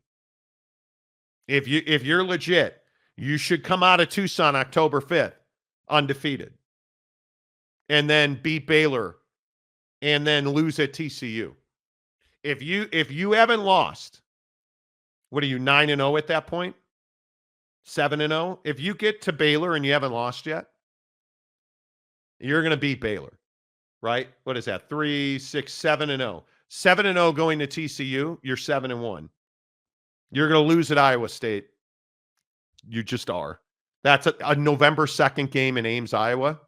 Good luck. 7-2, 8-2 against Colorado at home. The Oak State game is the game that'll determine great season or just a season. If you're happy with a bowl game, it's because you lost to Oak State. Because that's the game of note. It's in Stillwater. You should beat West Virginia, the running West Virginia Mountaineers, in what will likely be Neil Brown's farewell tour. You have the potential to lose 3 games. TCU, Iowa State, and Oak State. Now, Barron's got to stay healthy. Taj has to stay healthy. You better have a better play caller on defense. Seriously. Let's not go 0 blitz. That was one of the worst defensive play calls I've ever seen. Dad, Honey, what's wrong? I got in an accident. Are you okay? I don't know. Okay, did you call the police yet? Yeah, I did. I'm gonna call an advocate and you can tell us both at the same time, okay? Hey, Sarah, your dad told me that you need help. So, is there anything that I need to do? Or... Just focus on getting better. With an advocate on your side, you're never alone. Today's the day. And look who I just met. Hey, Dad. You deserve a worry-free recovery. You deserve an advocate. Is the Big 12 in financial trouble? And I struggle to understand the emotional swings of ACC fan. I do. I don't dislike ACC fan, but it is remarkable to me how many ACC fans, when the distribution in the revenue numbers came out for fiscal year 2023, were like, oh, Brett Yormark's a failure. So let me get this right. Brett Yormark, who just took over as the commissioner of the Big 12, in August of 2022, he hasn't even been there 2 years, and he's a failure. Never mind that one of the first moves he made was to bring ticket sales in-house into the conference. What was their biggest revenue bump? Ticket sales. And the process of selling tickets in the Big 12, they no longer had to pay third-party fees, so they made more money on that. Brett Yormark, ACC fan, has not even begun to impact the bottom line at a significant level yet in the Big 12. So let's slow our roll on Brett Yormark is a failure in the Big 12. The truth is, yes, the ACC is making more money currently than the Big 12 is by almost double, 2-1. The ACC distributed $707 million in fiscal year 2023. The Big 12 is at $470 million. Is that an indictment on Brett Yormark? No. The answer is no, it's not. No, it is not. Because Brett Yormark, it takes you a minimum of 18 months to really affect change financially. And I don't think there's any question he's done that. I don't think if you watch the Arizona Board of Regents meeting last week, if you listen to him speak, if you're at Big 12 Media Day, the guy has an absolute gravitational hold on this conference. Everybody is behind him. This idea that somehow, some way, the ACC is in better financial position than the Big 12 is, I'm not going to say laughable. It lacks color. Yes, the ACC makes more money. Is the ACC more stable than the Big 12? Not by a long shot. You're going to lose your 4 biggest brands. And this is very different, I would remind you, again, than Oklahoma and Texas. Very different. Oklahoma and Texas, the grant of rights was up, and they even paid their way out early. Is this the same thing as Florida State and Clemson suing the conference?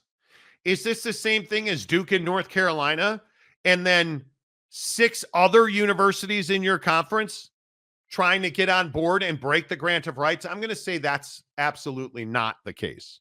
And they're not the same.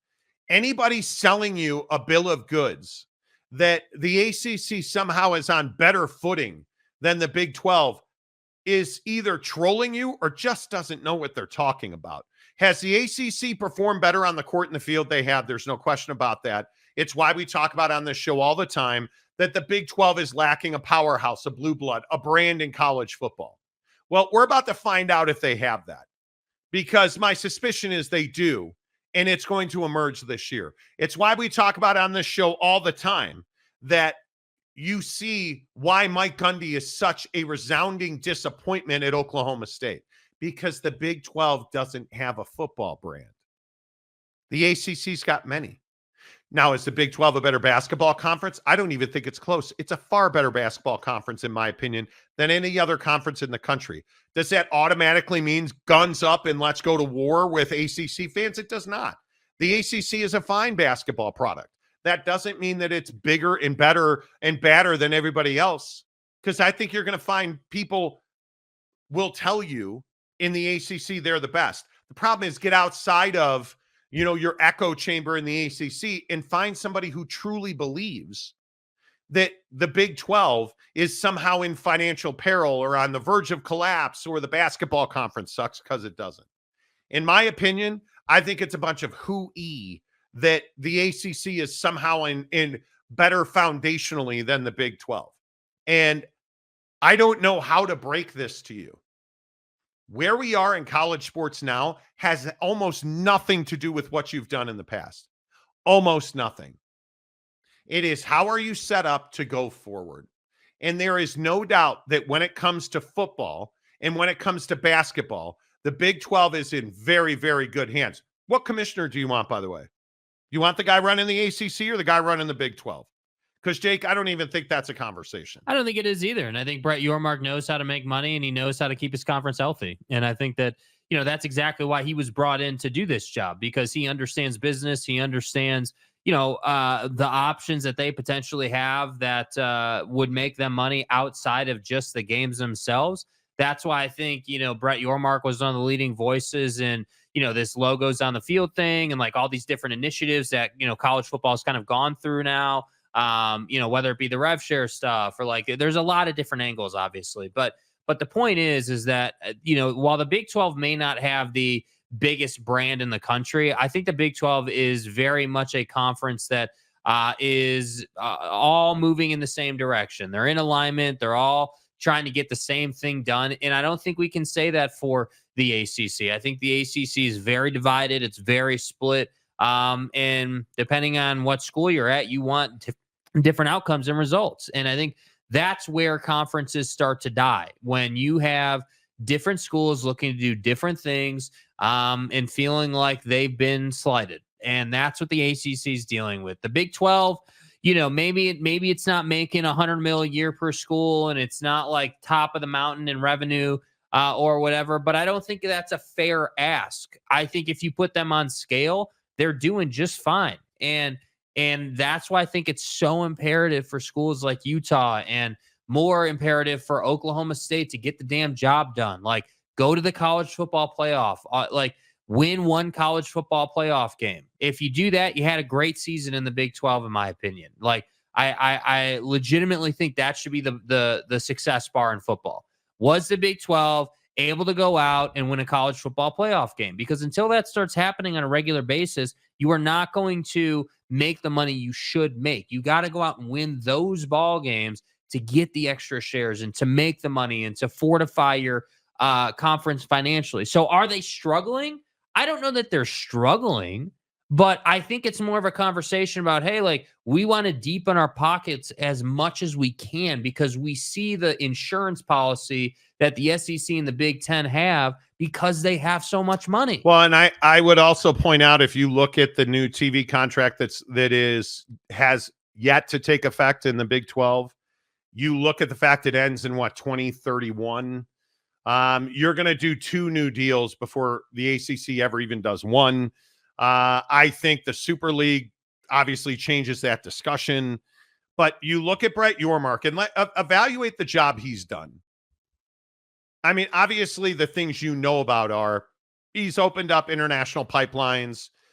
He has grown the basketball and football revenue machine because he split them off into different operations, which is now the blueprint for most conferences who have followed suit. Brett Yormark has been such a miserable failure that now everybody's doing what he did when he got to the Big 12. He is the guy that, again, has, with I think very little credit, he is the guy that has written the financial plan to grow your revenue. How many of these conferences have brought their ticket sales in-house now? I believe everybody but the Big 12 has done, or everybody but the Big 10 has done that. Right. Because you don't want to pay secondary markets huge fees to sell your tickets. And now in a world where you're paying massive NIL lawsuits, you need every penny that you can get in-house. Did anybody else notice that he continues to travel to meet with his membership? Did he really have to go to the Arizona Board of Regents? He didn't have to go to. He could have very easily gotten on a Zoom call with them, and he did not. He very easily could have Zoom called all of his constituents in the conference. He did not. Brett Yormark is doing the things that need to be done. And if you look at the way that he has operated from a business perspective, he fully understands that they are not a sports organization. The Big 12, and I know I say this about everybody, but it's true. The Big 12 is not a sports organization. That is a conference that its only goal is to sell and make money. And the product they happen to sell is sports. But Brett Yormark is acutely aware, win or lose or just be mediocre, it doesn't matter. Every year he's got to make them more money, and he's doing that. Absolutely. And he doesn't have members looking to escape the conference. Do you really think that the Texas and Oklahoma evacuations are on him? They of course are not on him. So before you get your blood flowing to the lower extremities, ACC fan, I'd slow your roll on how you're in a better position than the Big 12. Because if you lose Florida State, Clemson, North Carolina, and Duke, you're going to lose a whole lot more than that. This is going to be a very, very secondary conference. And you had better hope that the Super League somehow takes hold or gets momentum before the ACC melts down. Because the only thing that can save the ACC is the Super League. Mm-hmm. That's it. It's not a conversation about what is more stable as an entity. You have better leadership. You have more aligned membership. And you are now opening on a weekly and monthly and quarterly and yearly basis more and more revenue streams in the Big 12. You are not only not opening new revenue streams in the ACC, you are playing defense against yourself. Yeah, and that's what I think we saw, with the Pac-12 in the early stages of it before, Absolutely. Before we got down to it with the grant of rights expiring and everything. You were, I think it's a great way to put it, playing defense against yourself. You're having to choose sides, and that's a really tough position to be in because at the conference level, you're all on the same team. And I think that's what's difficult. And I'm telling you that so all the issues that we've seen arise in the ACC stem from the same place, which is we're not making enough money, right? We see what the other kids on the block are doing, and we feel trapped in our current situation, which then creates jealousy and envy. And then, now we're going to go and create all these issues. And so Jim Phillips is, I'm sure, a perfectly nice guy. Jim is a perfectly reasonable commissioner. But I think the one thing that Jim doesn't have is that, killer mentality that, hey, like we got to put this to bed mentality. Hey, if like with the Oklahoma, Texas thing in the Big 12, that could have gone sideways. That easily could have gone a completely different direction. That, if you wouldn't have let them out early and there would have been drama, and then who the hell knows what would have happened. But that got put to bed. You saw the window, you let them out, and they paid a fee. And it's a very straightforward business transaction.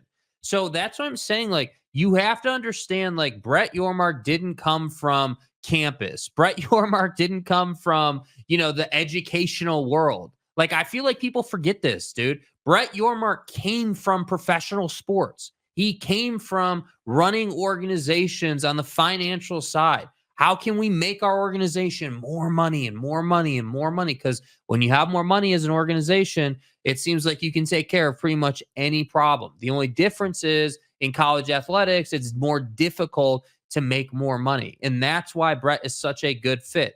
All of this to say That's all fine and dandy. Utah and Oklahoma State need to go out and win college football playoff games. Kansas needs to go out and make a push for the college football playoff and get into a New Year's Six Bowl. Like, you got to make that happen, dude. Brett Yormark's only job, and probably his legacy with the Brooklyn Nets, is taking them from New Jersey to Brooklyn and Barclays Center, which he did. And how many people know that he did that? I think a lot of people forget that. I don't know. Everybody always accuses me of being a Brett Yormark homer. Okay, cool. Oh, wait, I thought you were an SEC homer. This is an SEC show. No, I am a 50-year-old Mormon BYU fan who's going to die soon. Right. Everybody always has their opinion about my fandom. Yeah. I am a fan of making money and succeeding and being around people who have done that. And Brett Yormark's done that unequivocally. He took the ball and he ran from Bob Bowlesby, and he has modernized this conference. I again say football, you got to find a way to make Oklahoma State a championship caliber program, and they just simply have not been for a decade. Yeah.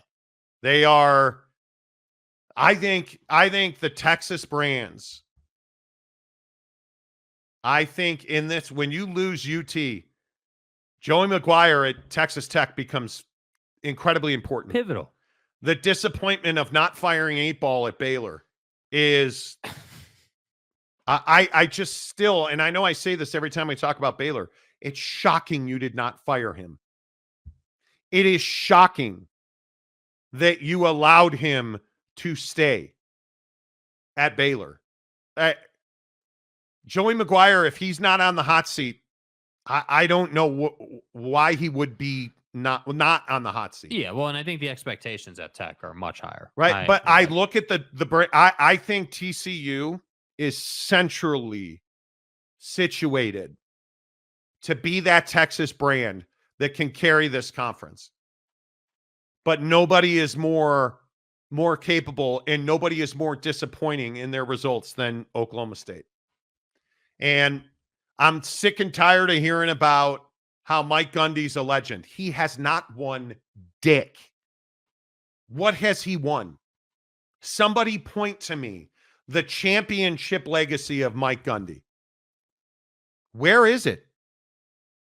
You weren't even in the same stratosphere as Texas last year. No, you weren't.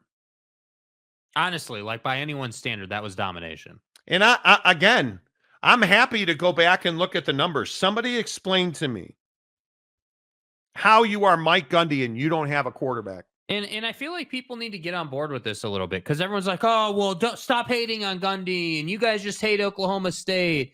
And it's like, no, dude, if you look at it, this guy is not a championship caliber head coach. And when I say, because I want to be really clear, I don't want there to be any confusion about what we're saying about Mike Gundy. What we're saying about Mike Gundy is he is not a national championship threat ever. Hasn't ever really been, and certainly not in the college football playoff era. Has not been. I think in the last 10 years, Oklahoma State's been invisible. And all you guys, all you hyenas want to do is, well, Texas isn't back. And that's your biggest problem, isn't it? All you want to do is hate on Texas. All you want to do, Mike Gundy and Cowboy Nation, is you want to talk about Oklahoma. And you want to talk about how, hey, you know, Bethlehem's not that important. And no, we're not. Dude, get the hell out of here with that. So I respect, and I say this sincerely, I respect the level that Mike Gundy is able to achieve at on a consistent basis. Mike Gundy will deliver you 8 to 9 wins pretty much every year like clockwork. And some years, like this last year, is a great example. Some years, it'll be a rocky road to 5 wins, right? Those first 5 wins are pretty rocky. We're talking about player walkouts and all this nonsense. But then all of a sudden, at the end of the year, he's somehow in the Big-12 championship game. You had 85,000 people at Jarrow World. Yeah. Against Texas. And you go back and watch those shows that week on this channel. and all the shit talking Oklahoma State fans did. Mm-hmm. And you got smoked. Was not even again. They doubled you up. What was it, 49-21? They doubled you up. That's a lot of points, dude. in front of 85,000 fans. That's just in the building. Forget what was on TV. And I'm supposed to sit here and talk about your legacy? You haven't been relevant in 10 years. And then when you had the program that you said wasn't back and never will be, they doubled you up in a huge moment. In a huge moment. Oh, but we won the bowl game, Monty. Who cares? You lost you lost your biggest game of the year. Yeah. And I ask again, how do you go to the bounce house and get smoked? How do you lose 33-7 to directional fucking Alabama? Because you're Mike Gundy. And you believe that he's some kind of deity. I got news for you. He's an average football coach. We got to stop saying, we won the bowl game, but we lost the game that would have put us in the college football playoff through the auto bid. I just continue to tell you, Oklahoma State should be a national championship contender year in and year out. And you're fine saying that they're not. 10 years of straight mediocrity. They piss me off in these conversations, and it always comes back to Oak State because they're what this conference has always been about, disappointment. Mm-hmm. They're what this conference has always been about, bad performances in big moments. Which is why I think Brett Yormark's been such a revelation for the Big 12, because he's the exact opposite of that. He's all about winning and winning on the P&L. And again, just because Oak State James is always the wet blanket hanging out on the clothesline in the pasture, Oak State beat Texas 7 out of the last 10 times. So you can't have it both ways in Stillwater. Does Texas suck or do they not? Because all you do is talk about how mediocre Texas is. Hey, congratulations, you beat Tom Herman. Great job. Way to go. Does that feel good? Oh, wait, that's right. Texas is actually now, a national championship level program, and they beat that ass. So run your noise about beating Texas 7 of the last 10 times. And then the worst part is I'm okay with what happened in 2023. Like, let that sink into your own ears that you wrote, I'm okay with what happened in but Ollie Gordon for Heisman and no quarterback again. Dude, it's not good enough. This Big 12 conference should be built on the foundation of Oklahoma State football. And you're just not that guy, Mike Gundy. You're not that guy. And frankly, I don't know that there is that guy in this league. My suspicion is it's Kyle Whittingham, who at Utah has put up, and remember, Big 12 fans, you all wanted to crap on top of Utah. Oh, they're this and they're that. He's put up almost identical numbers to Mike Gundy at Utah. Mm-hmm. And what's the difference between the two? Well, the difference between the two is that they actually played in huge games. Back-to-back Rose Bowls. Did they win them? They didn't, but they actually got there. They won their conference. They've, in recent times. Mm-hmm. And I know this is crazy talk. He's got more than a running back. He's always got an elite defense. He's actually got a really high-caliber quarterback when he is available. He's on the field. Come on. If you're not disappointed in Mike Gundy, I just go don't to rehab, understand, dude. I just don't understand the acceptance of, and again, James, it's not personal, bro. I'm not trying to attack you as a dude, but I don't understand this from a football fan's perspective. Why are you okay with not going to the college football playoff? That's the amazing thing about the take. You understand that game had college football playoff implications. Obviously, Texas goes to the playoff after winning that game on the auto bid. And I remember talking about it. Hey, if you can beat Texas and shut them up in the biggest game of the year, go to the college football playoff, now you can say, hey, Mike Gundy, huge win, like everything you want. But not only did you not compete, you got embarrassed at times in that game. Like they lose. What did they in that game? They lose. What was it? Worthy, I think they lost in that game. And you to the leg injury. Yeah, to the leg injury, right? You lose Xavier Worthy and you still go out and crush you, dude. Like, come on. And I just look at the programs in this country that compete for national championships. And I'll go to Ryan Day at Ohio State. Why is every fan losing their mind on Ryan Day? Because the guy's an elite coach who went to a national championship and lost. Nick Saban beat that air. Mm-hmm. But it's not good enough because at Ohio State, much like the Lakers, there's only one job you have every year: to win the national championship. You had expectations to beat Michigan. Have expectations. Like yearly.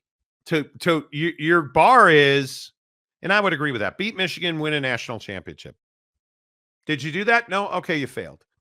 Oh, but Mike Gundy, man, I got to tell you about Alan Bowman. This kid, have you seen him in charitable operations? This kid's on the street shaking hands and kissing babies. Like, you're not thinking big enough, dude. I'm okay. Wait. Let me just. I'm okay with what happened in 2023. Why? And this is why Oak State fan attacks Texas and attacks Utah and forget about the other programs. You have got to win the conference and go to the college football playoff and win a championship. And now you don't have the excuse of Texas and Oklahoma. What's going to happen? And James, I know you're going to die on this hill, which is why I'm holding you to it. What's going to happen when Utah goes out and wins the Big 12 in year one? Because I'm telling you, there is a better than 50% chance that happens. Yeah. And all I can say is Kyle Whittingham has never had his players threaten to boycott his team. Let's not forget that. You know, it's fine. It's fine. Keith Carl, what has Matt Campbell won at Iowa State? A New Year's Six bowl game, and that's it. Yet he is getting legendary status in Ames because it's called expectations. Expectations. Nobody expects Iowa State to win a national championship. Yeah. You know, the funny thing is Iowa State's not walking around talking about how they're national championship contenders, and yet nobody expects Oklahoma State to win a national championship. And you guys are like, oh man, put a bronze statue up. This guy's the best thing we've ever seen. No, he's not. Mike Gundy is not. I don't know how you can sit here and say that Mike Gundy, this guy's living on a press conference where he said, I'm a man. Yeah. What was that, 20 years ago? That's what he's living on. I'm a man. I'm 40. Come after me. Facts straight. That was 20 years ago, man. Because it's garbage. That's what he's known for. And kick a person when he's down. That's crazy. There are no expectations, Keith, with all due respect. Yeah. There's no expectations of Iowa State. Nobody knows how good they are. Well, Mike Gundy does because you beat him last year. Nobody knows how good the defense is. Nobody knows. It's fine. Jeremiah Champion. James, you just admitted you're okay with mediocrity in college football. Mediocrity is absolutely not good enough. It's amazing that Oak State fans will defend this guy. Puglia. We beat Sark too, Marty. Who the hell is Marty? I have no idea. Yeah, it will be built in the back of Oak. It will be built in the back of Oak State. Well, you're already taking it in the back at Oak State, so I guess that's stay on brand. Yeah, how's that Longhorn feel, bro?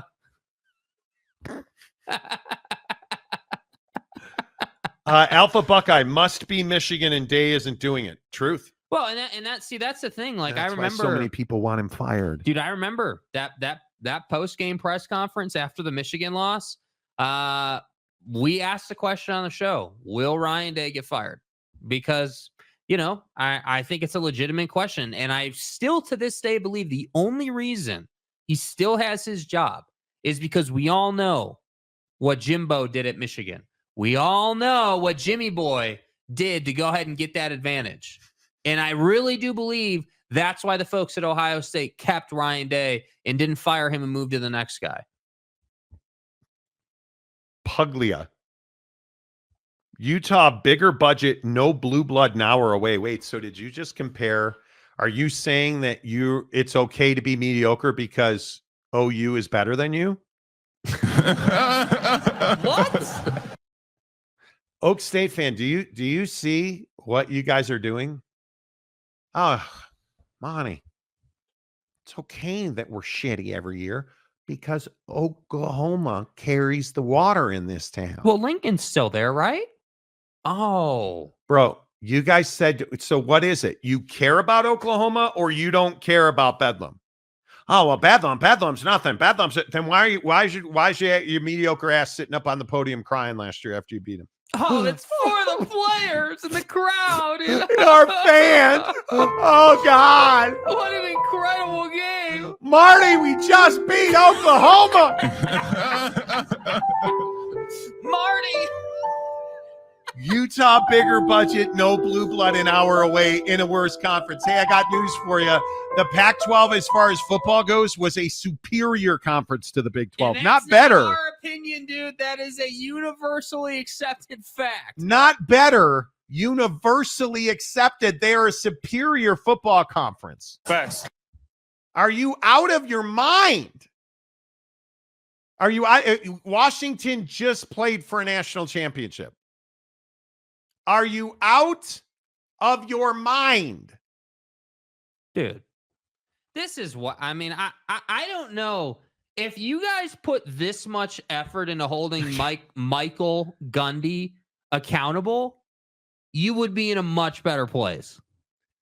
James, I know that 20 of 22 starters are back. Now we're going to talk about how is Mike Gundy, has he won enough? Is Mike Gundy the god that you make him out to be? I don't give a shit about 20 of 22 starters coming back. Problem? Nobody cares.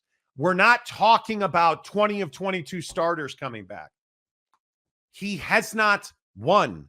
This conference is not as good as it should be because Mike Gundy has not won. That's what my point is. Like, what is the confusing part of this? You should be upset that 20 of 22 are back because they put up whatever they put up last year, 10 wins or 9 wins. Name a school that's won more. Well, I think we could easily do that with Oklahoma. I think if you go across this country, would you rather be Ohio State football or Oak State football? I'd rather be Ohio State. Would you rather be, I don't know, fucking Alabama? All SRT in Athens? Are you out of your mind? Hell, I'd rather be the SIP, dude. Name a school that's won more? Guy, you have dynasties happening. What do you mean? Name a school. Oh, my God. You guys wear me out. Dude. What a clown. Okay. Puglia, you must be new to the channel. Very new. Yeah. It's crazy to me. And that's Puglia, I appreciate you admitting defeat. Anytime someone stops trying to make valid points or what they think is valid points and resorts to name calling, you've given in. So take a seat. You can't say I'm okay with what happened against Texas in 2023 and then say name a program that's won more. Name a program that's unbelievable to me.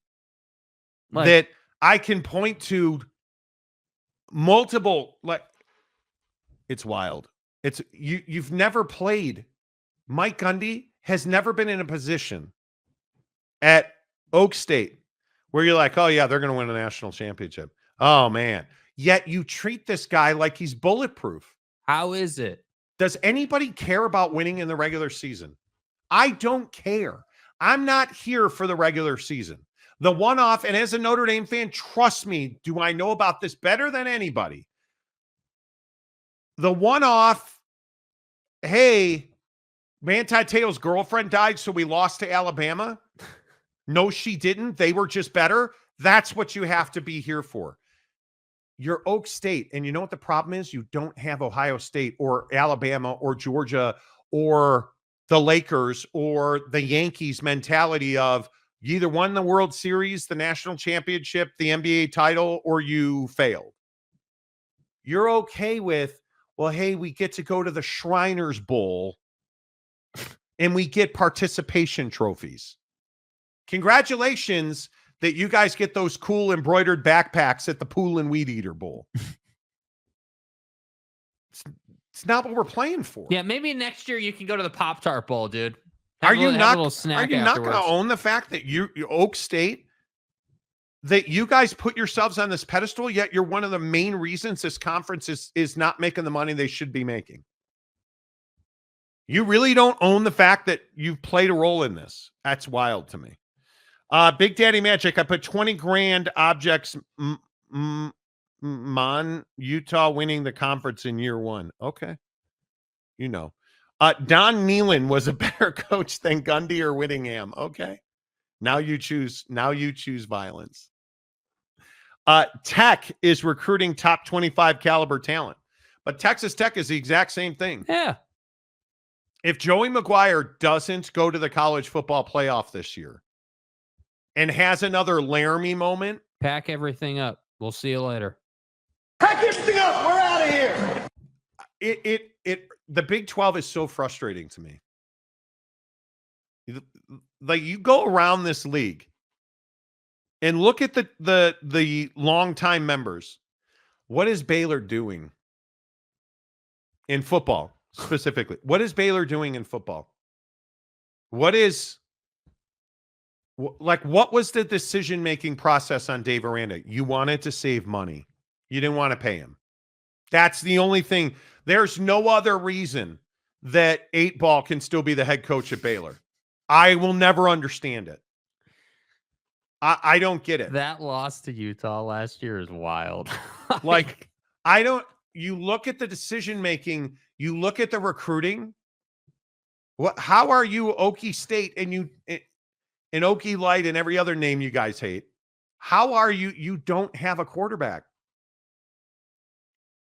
Alan Bowman's why you're not better last year. And I think the problem is they think they do have a quarterback. That's what the point I was going to make about, I think it was James who said you got 20 or 23 back. That should be upsetting to you because that wasn't good enough last year to win the conference. Yeah, it's incredible. Dakota Tubbs, Oak State will be lucky to make the college football playoff this year. I think it's going to be very difficult to be one of those top 12 teams. You better win your conference championship. That's the only guaranteed way. Better win your conference championship. Nothing else to talk about. If you're Ohio State, you damn well better win the Big Ten. If you are Georgia or Bama, you damn well better win. If you are Florida State, no excuses. You better win the ACC. Like Oak State fan, take some notes at Bama right now. Look at what Kalen DeBoer's got to deal with. You're coming into a job where it truly is natty or nothing. And you have to somehow, I don't know how, but somehow live up to the expectation that Nick Saban set and built and created. And I don't know that they're going to do that. Honestly, we've never seen it before. We have not seen this situation truly play out, in my opinion, in college football, where you have this Titan who's been doing it for like 20 years or whatever he did it for, 15 years, however long it was at Alabama. And now you're going to bring in a national championship caliber coach, admittedly, and he's going to try and do it again, but in a different part of the country and in a much better conference. That's crazy. And this idea that Mike Gundy's won.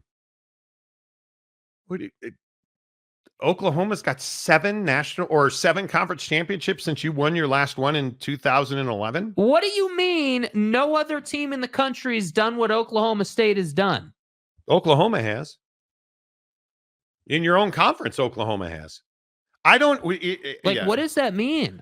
Dude, you drug use is a very serious thing and you should get help. Yeah. You should get help. It's okay, it's a hell of a drug to me. You can try to back that up with fact. I probably won't read your comment because this is one of the dumbest things I've ever heard. Yeah. Oklahoma's got 7 conference championships since you last won one. 7. And no other team's done what you've done? No, nobody else has been as disappointing as you are. That's a very good point. Keith Carl, hard to have national championship expectations when SEC and big schools make more money in their sleep than most Big 12 schools. That's got nothing to do with it.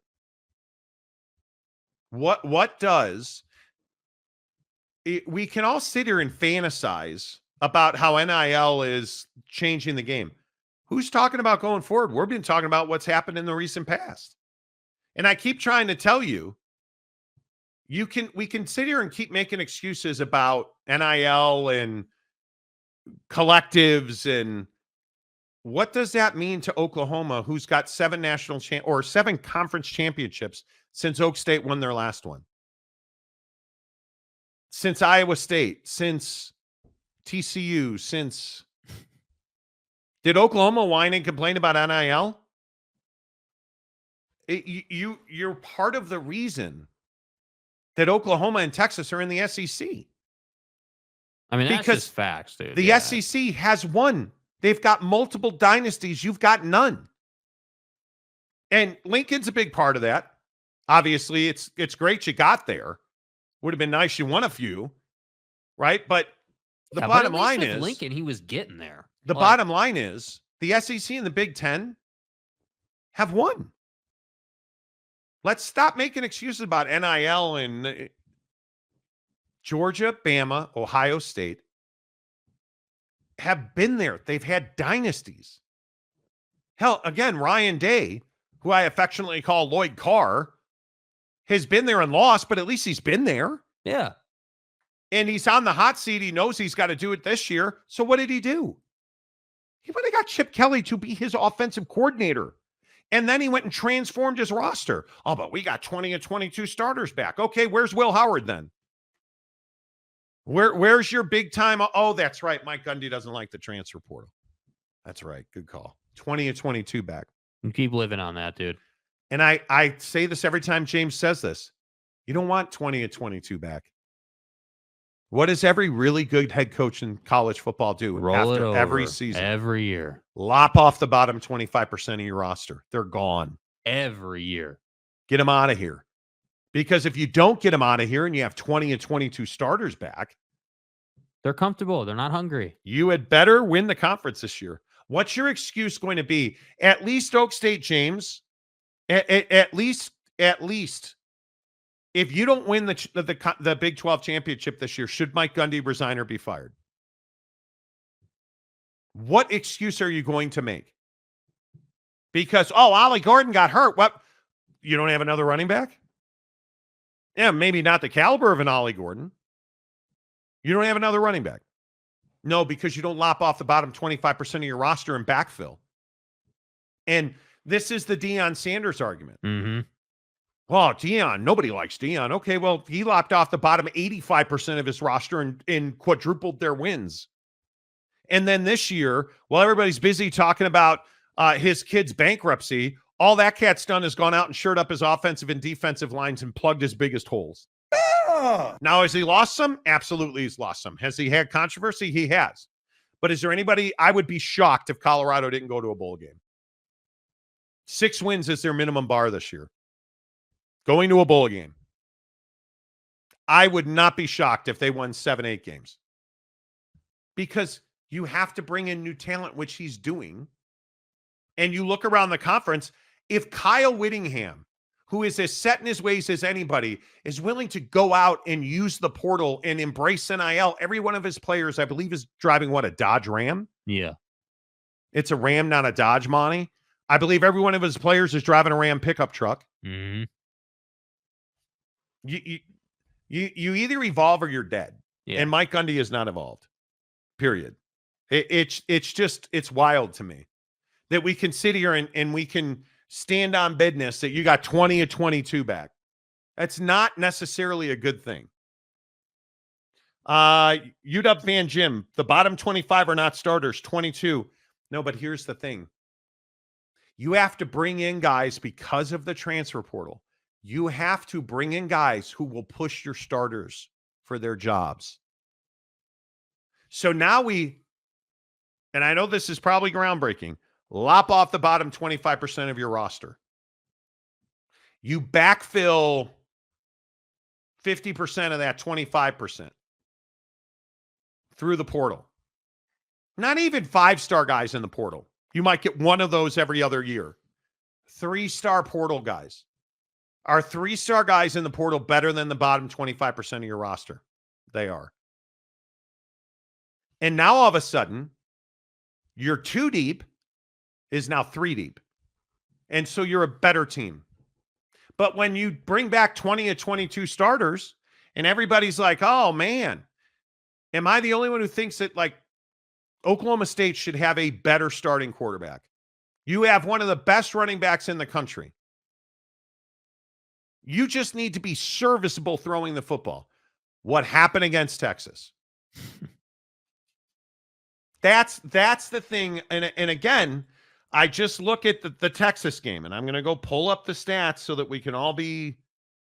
If I just pull up the Texas box score, where you lost 49-21, and Texas is back, they finished 12-2. Mm-hmm. You finished 10-4. And if we just look at how that game and the statistics of that game, Alan Bowman was 22 of 38, 250 yards, 3 touchdowns, and an interception. Meanwhile, Quinn Ewers was 35 of 46, 452, 4 touchdowns, and a pick. And Ollie Gordon was 13 carries for 34 yards. Heisman Trophy! Jesus Christ! In the backfield, body! 13 for 34 yards. Keelan Robinson, 4 carries, 75 yards, and 2 touchdowns. C.J. Baxter, 13 carries, 43 yards, and a touchdown. Jaden Blue, 10 carries for 33 yards. They had 3 guys who matched your Jesus Christ production. That was a national championship caliber team at Texas. And your almighty running back got beat by their top 3 guys. So why do I bring this up? Because what did I just tell you? Lop off the bottom 25% of your roster and bring some depth. Guys like C.J. Baxter. Now, we all could have made excuses for Texas when they lost their number 1 running back. They had 5 more guys. 5 more guys. Who were hungry and ready. And again, I know. I don't know shit from Shinola. And what did he call me? I'm stupid, whatever guy said. No, I'm a clown. You don't even watch Oak State football, Monty. Totally get it. How many quarterbacks did they have at Texas last year? Quinn Ewers, Malik Murphy, and some guy named 12 Head. Manning, Arch Manning. Yeah. 3 number 1 quarterbacks. What happened? Malik Murphy's the starter this year, right? No, Quinn Ewers is back. Malik Murphy transferred, and now 5 Head or whatever he is. Manning is going to be the backup and probably play meaningful snaps this year. You've got Alan Bowman. Good luck. Mike Gundy's a legend. Good thing you're not in the same conference anymore. Man. I mean, Mike Gundy's a legend. My God. Dude, can we get Mike Gundy to Notre Dame? Like Mike Gundy, the problem is he's a legend at Oklahoma State, which does not mean much. It doesn't. Doesn't mean much. There you go. Another Oklahoma State half hour. I'm good with it. Too much. Again, stop smoking crack before noon. It's a tried and true rule. I don't smoke crack before noon. Clearly, you don't follow that rule. Alan Bowman was a transfer to fill a hole. He filled a hole.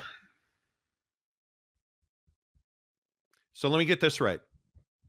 You're Oak State, and nobody's done what you guys have done. And Mike Gundy, nobody's done what he's done. He's amazing. So Alan Bowman, a strictly average quarterback by anybody's distinction. But he's back, and you have a quarterback. He is an average quarterback. He is not special or unique. Mm-hmm. He's no Brandon Whedon. And you're telling me he was a transfer to fill a hole. Okay, so what's your excuse this year? He's a transfer to fill a hole. Why is he? But he was just a Band-Aid guy. That's wild to me. Alan Bowman did transfer in. Oh, Gundy doesn't use the portal. Well, I'm just asking you. He used the portal for fucking Alan Bowman.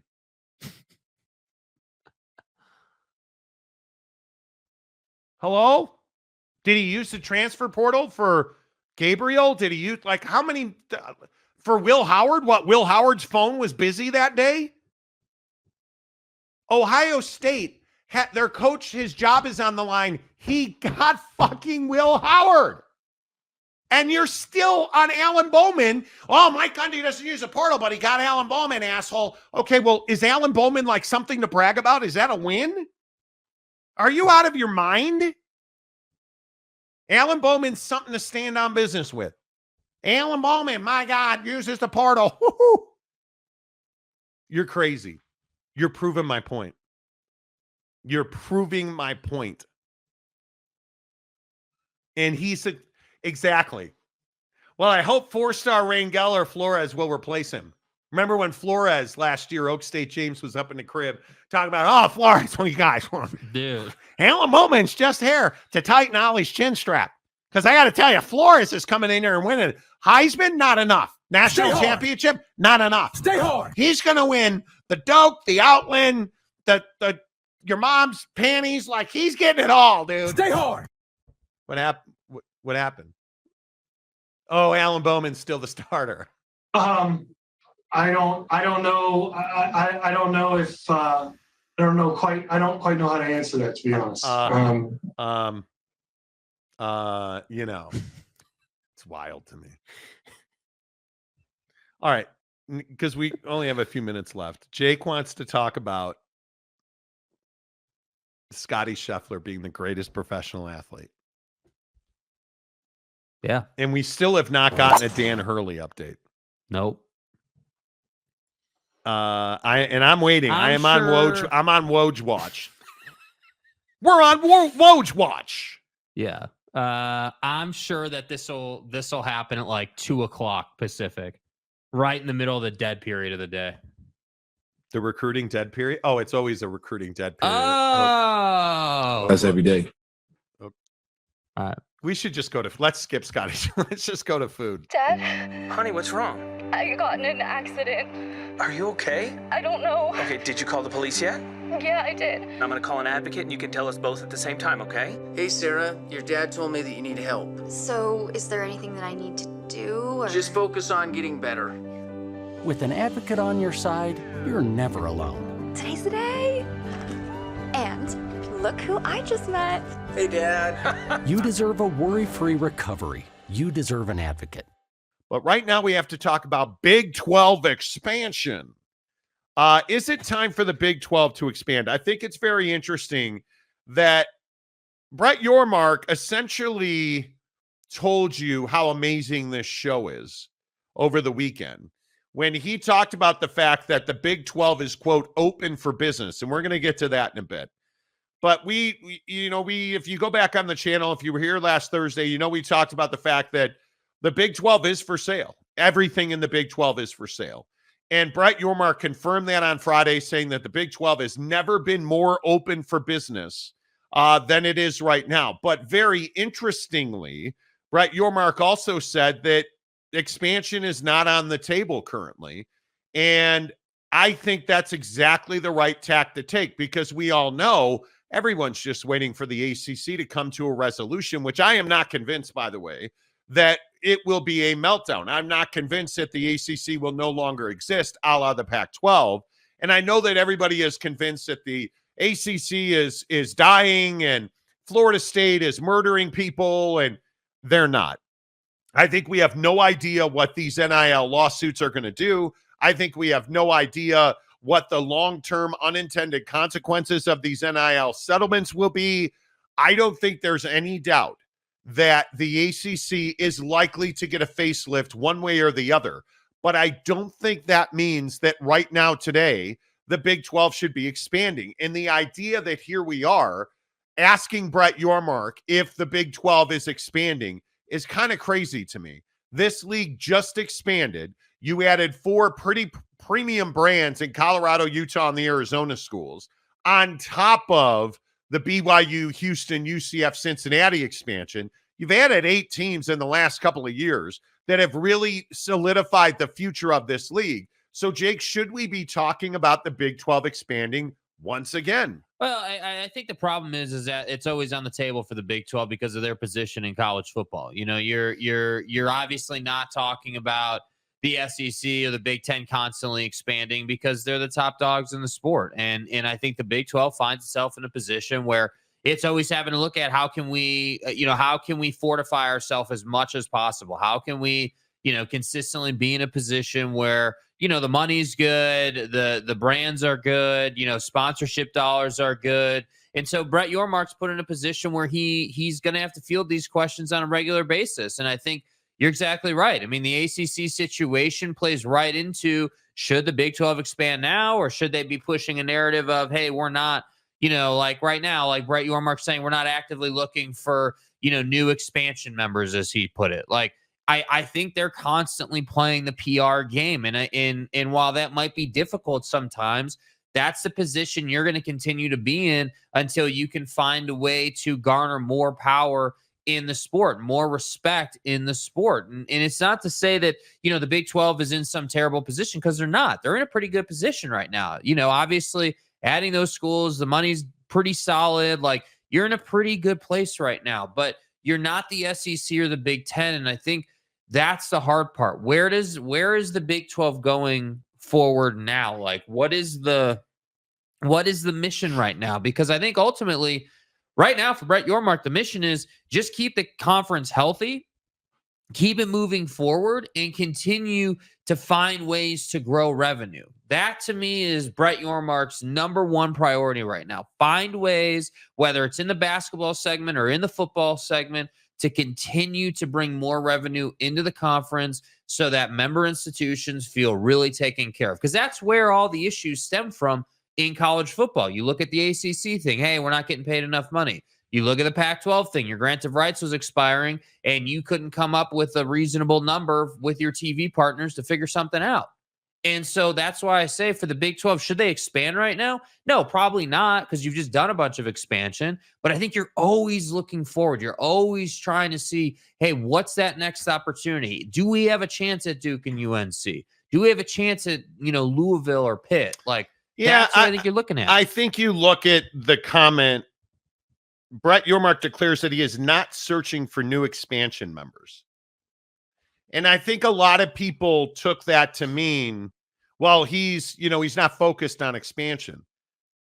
I don't know that there's any more succinct way to say than Brett Yormark is always looking for expansion candidates. Brett Yormark is always talking to people. And I love that people are like, well, he's going to add Oregon State and Washington State so they can be travel partners. He could have added Oregon State and Washington State months and months ago and did not. And if you're the guy out there in the YouTube comment section over the weekend talking about how Washington State solves all of the Big 12's problems, one, I would probably go to rehab. I'm not making statements about your current intoxication level. Who the fuck is that guy? But you high as a kite if you think that Washington State solves all of the Big 12's issues. I think that Brett Yormark is singularly focused on building bridges with ACC members that he values, because that's where he should be exactly focused. I think Brett Yormark is very pragmatic. He is a very practical thinker. Brett Yormark, he could pick up the phone today and add Oregon State and Washington State. Right. Simply put, I think we are in a position now where the ACC creates another tipping point, very much like the Pac-12 created a tipping point. Because I think mostly the Big 10 and the Big 12 did not have a desire to expand. I think the Big 12 had just had a huge win with UCF, Houston, Cincinnati, and certainly BYU. That was a huge win, no question about it. there was not an appetite to expand. But are you telling me if the the Four Corners became available to you that you were going to say no? Right. You were going to say no to a football brand like Utah? You were going to say no to a basketball brand like Arizona? You were going to say no to a foothold in Florida? You were going to say no to Deion Sanders? Of course you weren't. I mean, yeah, you had to take Bobby Hurley in Arizona State. I mean, Right. Right. But all kidding aside, you were never going to say no to that. Are you going to say no to what is likely expansion? Virginia Tech, Pitt, Louisville. Are you going to say no to those guys? Of course not. Those are opportunities for you. I look at Brett Yormark. He is a practical, pragmatic business operator. And I think that is very good news if you are a Big 12 fan. I think right now we are not in a window where the ACC is quickly going to resolve itself. I think that we are slow playing that situation because I don't think there's any doubt we're headed for a Super League. And I can sit here every day on the show and tell you that if you look at what we've talked about, I think 2026 we will is the earliest window you're going to get a Super League, because I think it takes time. I think inside of it takes time, there's a lot of communication, a lot of negotiation, a lot of stuff that's got to get worked out. I think 2026 is a perfect timeline for that. I think we will find in the fall ACC resolution. And I think it very much could be nothing. Mm-hmm. I think it very much could be an exodus of the top 4 teams in that league. I think Duke, Carolina, I believe they are a package deal. I think they know they're a package deal. I think Florida State and Clemson, I think Clemson is incredibly invaluable right now. I just don't think which is incredible. Because I don't understand the value of Clemson with Dabo Swinney as the head football coach. Man, I don't think I don't know the value of any school that has a head football coach that won't embrace portal and NIL. I think that just is saying that's a death knell is strong, but saying it's a pain in the ass is spot on. I mean, you got to have, and again, maybe this is the other point with the Big 12, right? I mean, you got to have some of these brands start to shift in a more winning way. And I think that whether that's, the usual suspects in the Big 12 we talk about, Baylor, Texas Tech, the usual suspects, you look and like, I look at this ranking poll, the odds for, who's going to win the Big 12. Like this is hilarious to me that you have both Kansas schools on top. You've got Arizona and you have Okie State ahead of schools like Utah. And it's so interesting to me to see this because I feel like if Arizona and Kansas and K-State are all better than Utah and Oklahoma State, then the Big 12 is in a great place. That's essentially what the Big 12 needs to take that next step forward. You need like 5, 6, 7 teams to be truly good in that conference. Yeah, you can't tell me that Arizona is going to be that good. But understand that this is ESPN's FPI, which I think is incredibly important to understand, that it measures a team's strength based on their schedule and net points versus their opponent. Expected points versus the average opponent played at a neutral site. So there is a lot of conjecture about this. Having Oklahoma State and Utah dead even, that's not surprising. Somebody needs to explain to me what I'm missing with Arizona football, because I don't understand it. And I think if Jed Fish was still there, this would make perfect sense. God bless your soul, sir. I've been fighting that for about 10 minutes. Yeah, but I agree. Yeah, if Jed Fish was still there, but he's not. Yeah, like he's not. And I'm not trying to tell you that, this is complete garbage. I don't think it's complete garbage. I think it is what we do in the middle of the summer. Mm-hmm. That's what I think this is. The idea that Kansas and K-State in an FPI are favored to win the conference is shocking. But is it really when it's a metric based, not real world based formula? It's not. Yeah, and I think that, looking at that list, I hope for the Big 12's sake that something similar to this comes to fruition, where you've got Kansas, K-State, Oklahoma State, Utah, and let's call it Texas Tech, battling for the top 3 spots in the conference, battling for college football playoff spots. That would be phenomenal for the conference. And when you look at whether they should be expanding or not, that's what they need to make their conference more attractive. But look at Kansas's schedule. Yeah. Look at Kansas's schedule. And I know Lindenwood is I don't know shit about Lindenwood because you've never heard of him either. At Illinois, UNLV, at West Virginia, TCU, at Arizona State, Houston, at K-State, Iowa State, at BYU, Colorado, at Baylor.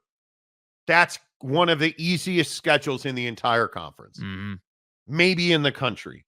You've got some answers at Illinois. That's an interesting game. At West Virginia, at Arizona State's a win.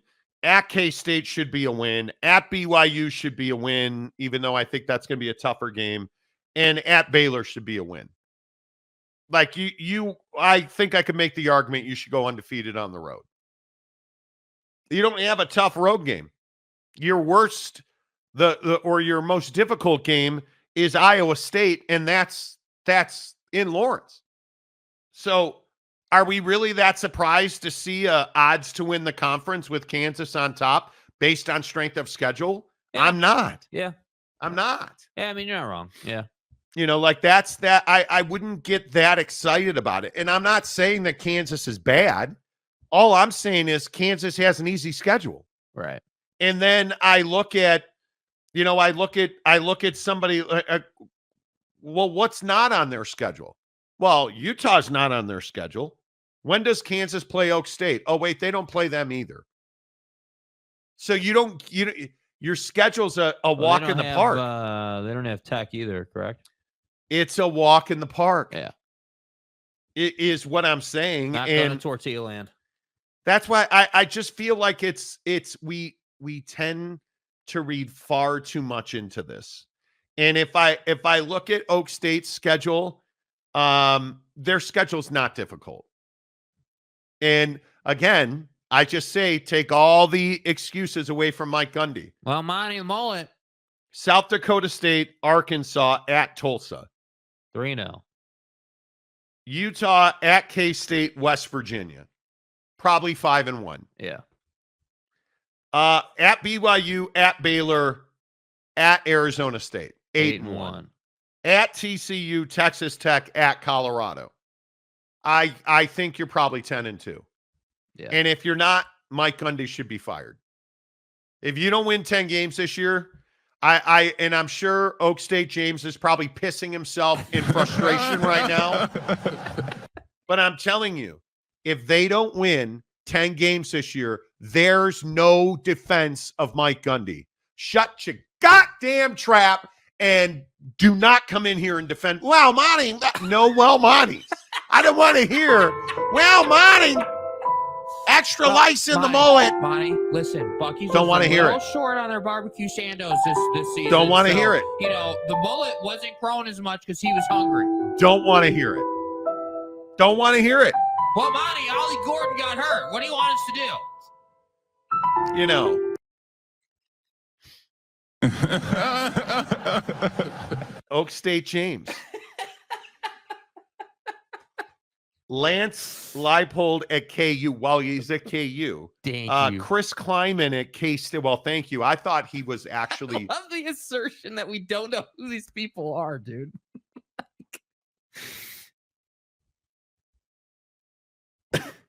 Why is Mike Gundy in this conversation? Anyway, I thought we were talking about teams with good coaches. And apologize to that man. Big Daddy Magic. If Kansas played Utah, they'd get their ass kicked. I seriously doubt that. Dakota Tubbs, Monty, Kansas doesn't play in Lawrence this year. That's right. Correct.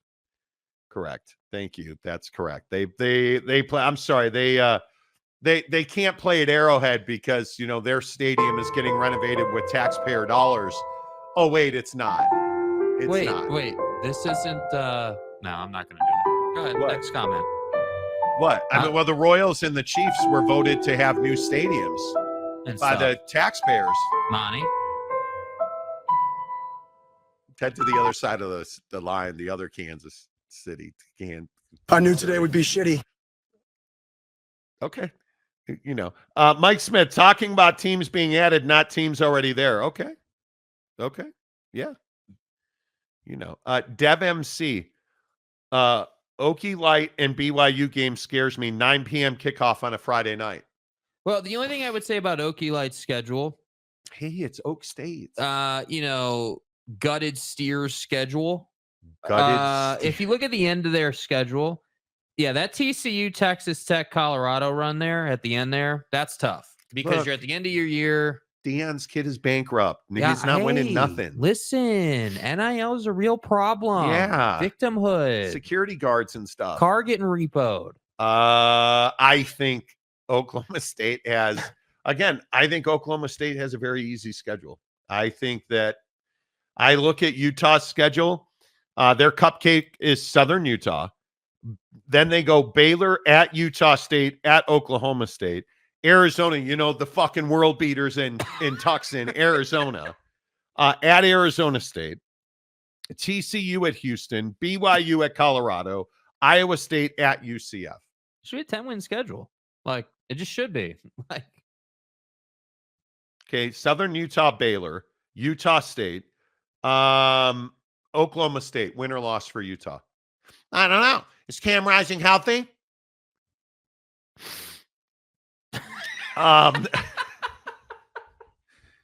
Okay, let's be generous. Okay, wait. Leave Oak State out. Leave Oak State out. 3-0. Arizona 4, Arizona State 5, TCU at Rice Eccles 6, at Houston 7, BYU 8, Colorado at Colorado 9. Yeah. Iowa State, UCF on the road. I think this could be, they should win 10 games. Yeah. But going to the bounce house in November, I think they have some very difficult games. Iowa State coming to Rice Eccles. Like, this is what I'm saying. Oak State doesn't have that difficult of a schedule. Kansas doesn't have that difficult of a schedule. I do think, in all seriousness, if Cam Rising stays healthy and if that defense stays healthy, this could be like perfect world, perfect schedule, right? Like, they could win all these games. They're in every one of these games, 100%. I agree. I think real world, you're probably 11-1. I would say is probably realistic. I think that, again, if you're healthy in the last quarter of your season, I think you can go 11-1 at Utah. I really do. Look at Texas Tech's schedule. Yeah. Abilene Christian, at Washington State, North Texas, Arizona State, Cincinnati, at Arizona, Baylor. See, like, there are no excuses to get to Halloween undefeated because then you go to TCU. You should be at Halloween. You should be undefeated. But come on, dude. 2 weeks into the season, you're going to Washington State. Tell me that's not a risk game. It doesn't matter. It doesn't matter. You're Texas Tech. Well, I agree with that, but they haven't proven that they can get it done yet. Like, I'm not making excuses. I'm saying I see Washington State as a road game, and I'm like, yeah, dude, that's kind of sketch for Texas Tech. If you roll, but they've lost everybody. That's a win. Yeah. If you roll into Ames and you are not undefeated, Joey McGuire shouldn't be the coach. I mean, that's got to be the easiest first 2 months in the Big 12. It just has to be. And you look at now, I'm not saying that they're going to have an easy road down the stretch because they go at Iowa State, Colorado, at Oak State, West Virginia. Mm-hmm. That's a tough 4 games to end. But you look at Iowa State's schedule. You want to talk about a schedule. North Dakota at Iowa. So your rival is week 2. But Iowa doesn't have offense. They don't have any offensive scholarships. So Iowa, I don't believe will run an offensive play. Depends on if you consider punting and kicking offense, but okay. Arkansas State at Houston, Baylor at West Virginia, UCF, Texas Tech at Kansas. How about that stretch? UCF, Texas Tech at Kansas, Cincinnati at Utah, K-State. Yeah, you're losing the last 2 games of the year, dude. I'm sorry. We'll see. I don't know. They're very good, but that's a difficult schedule as well. And then I look at BYU's schedule. Southern Illinois at SMU. SMU's going undefeated this year. Texas, money. Yeah, SMU, Dallas County, undefeated. The pro rata we bought. Then BYU goes to Laramie. Good luck. K-State at Baylor, Arizona, Oak State, and then look at this stretch. At UCF, at Utah, Kansas, at Arizona State, Houston. That 3 games, really 4 game stretch. And if you count Arizona, 5 game stretch, Arizona, Oak State at home, both of those, at UCF, at Utah, and Kansas. Yeah. Who hates the Mormons? Oh, the person that writes the schedule hates the Mormons. Are you kidding me? How difficult that is. Like, that's impossible. So I just win 8 games, Kalani. That's it. Hey, Kalani. Hey, Monty. Just win 8 games. Yeah. But I think Utah and Oak State at the end of the day are the 2 best teams in the conference. Both should be college football playoff teams. Absolutely. And I just, the thing that I need to know is, what am I missing? What am I missing about Arizona? Because I like to consider myself up to date, and I don't understand what it is that, and listen, again, I get it. Noah Fafita, the Fighting Fafitas, as I coined them last year. Yes. But we'll see, man. We'll see what Arizona turns out to be. Maybe they shock the world. I don't know about that. Yeah. So should the Big 12 expand? I don't know. Will the Mullet live up to it? Will Cam Rising stay healthy? Will Texas Tech and the Kansas schools live up to it? If they live up to it and those other things happen, I don't think the Big 12 needs to worry about expansion right now. And I will continue to tell you, the 2 most important brands in this league right now are Texas Tech and Oklahoma State. And I don't know. I certainly do not believe my thoughts on Mike Gundy are well documented. I have more questions about Joey McGuire than I do Mike Gundy. And that's justified. I mean, with all jokes aside about Gundy, like, obviously he's a cut above Joey McGuire. He just is. And, and I think that Oklahoma State is, you should have a good year. And that's why we're so black and white with the Mullet, because there's no excuses at all, even a little. And you look at Chrome Dome down in Waco. I don't know what they're doing there. I mean, I legit don't know what to think of that. Is 6 wins enough? What is it going to take to get fired in like 8 Ball down in Waco? Like, what's it going to take? What's it going to take for 8 Ball Aranda to get fired down in Waco? 8 Ball Aranda. Somebody needs to explain to me what Mr. Clean's going to have to do, because I don't get it.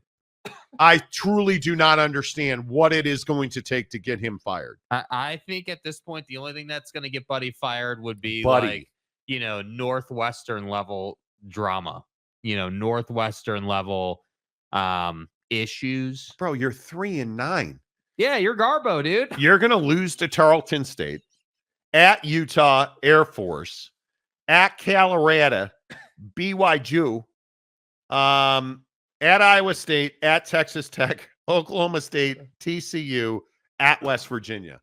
Just put your balls on the ground and let everybody stomp on them. Yummy, yummy, yummy.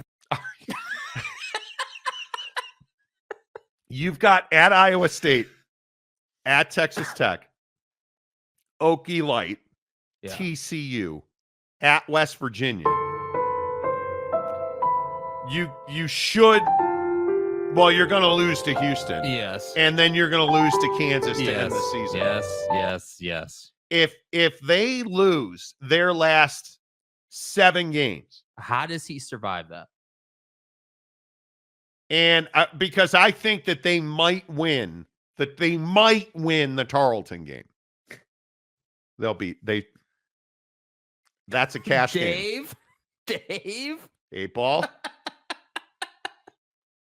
Dude, wow, Monty, our defensive line didn't show up that day, so, we lost the game 41-40. All right, we're 1-64, but Dave Aranda's getting a contract extension.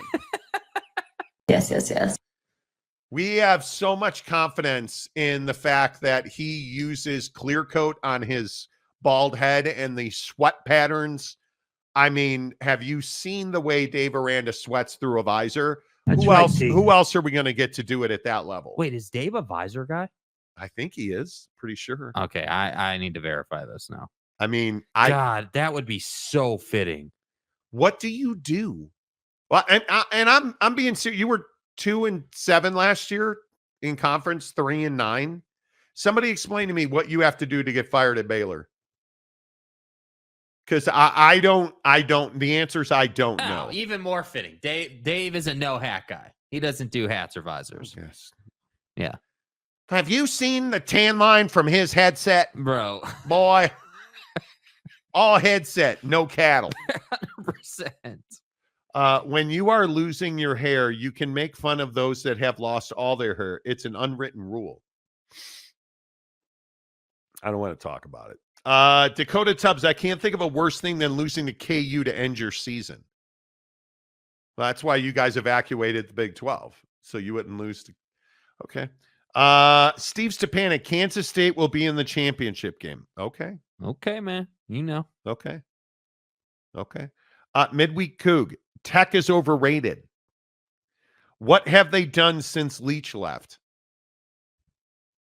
Made excuses? Yeah. Let kids out of the Connex box.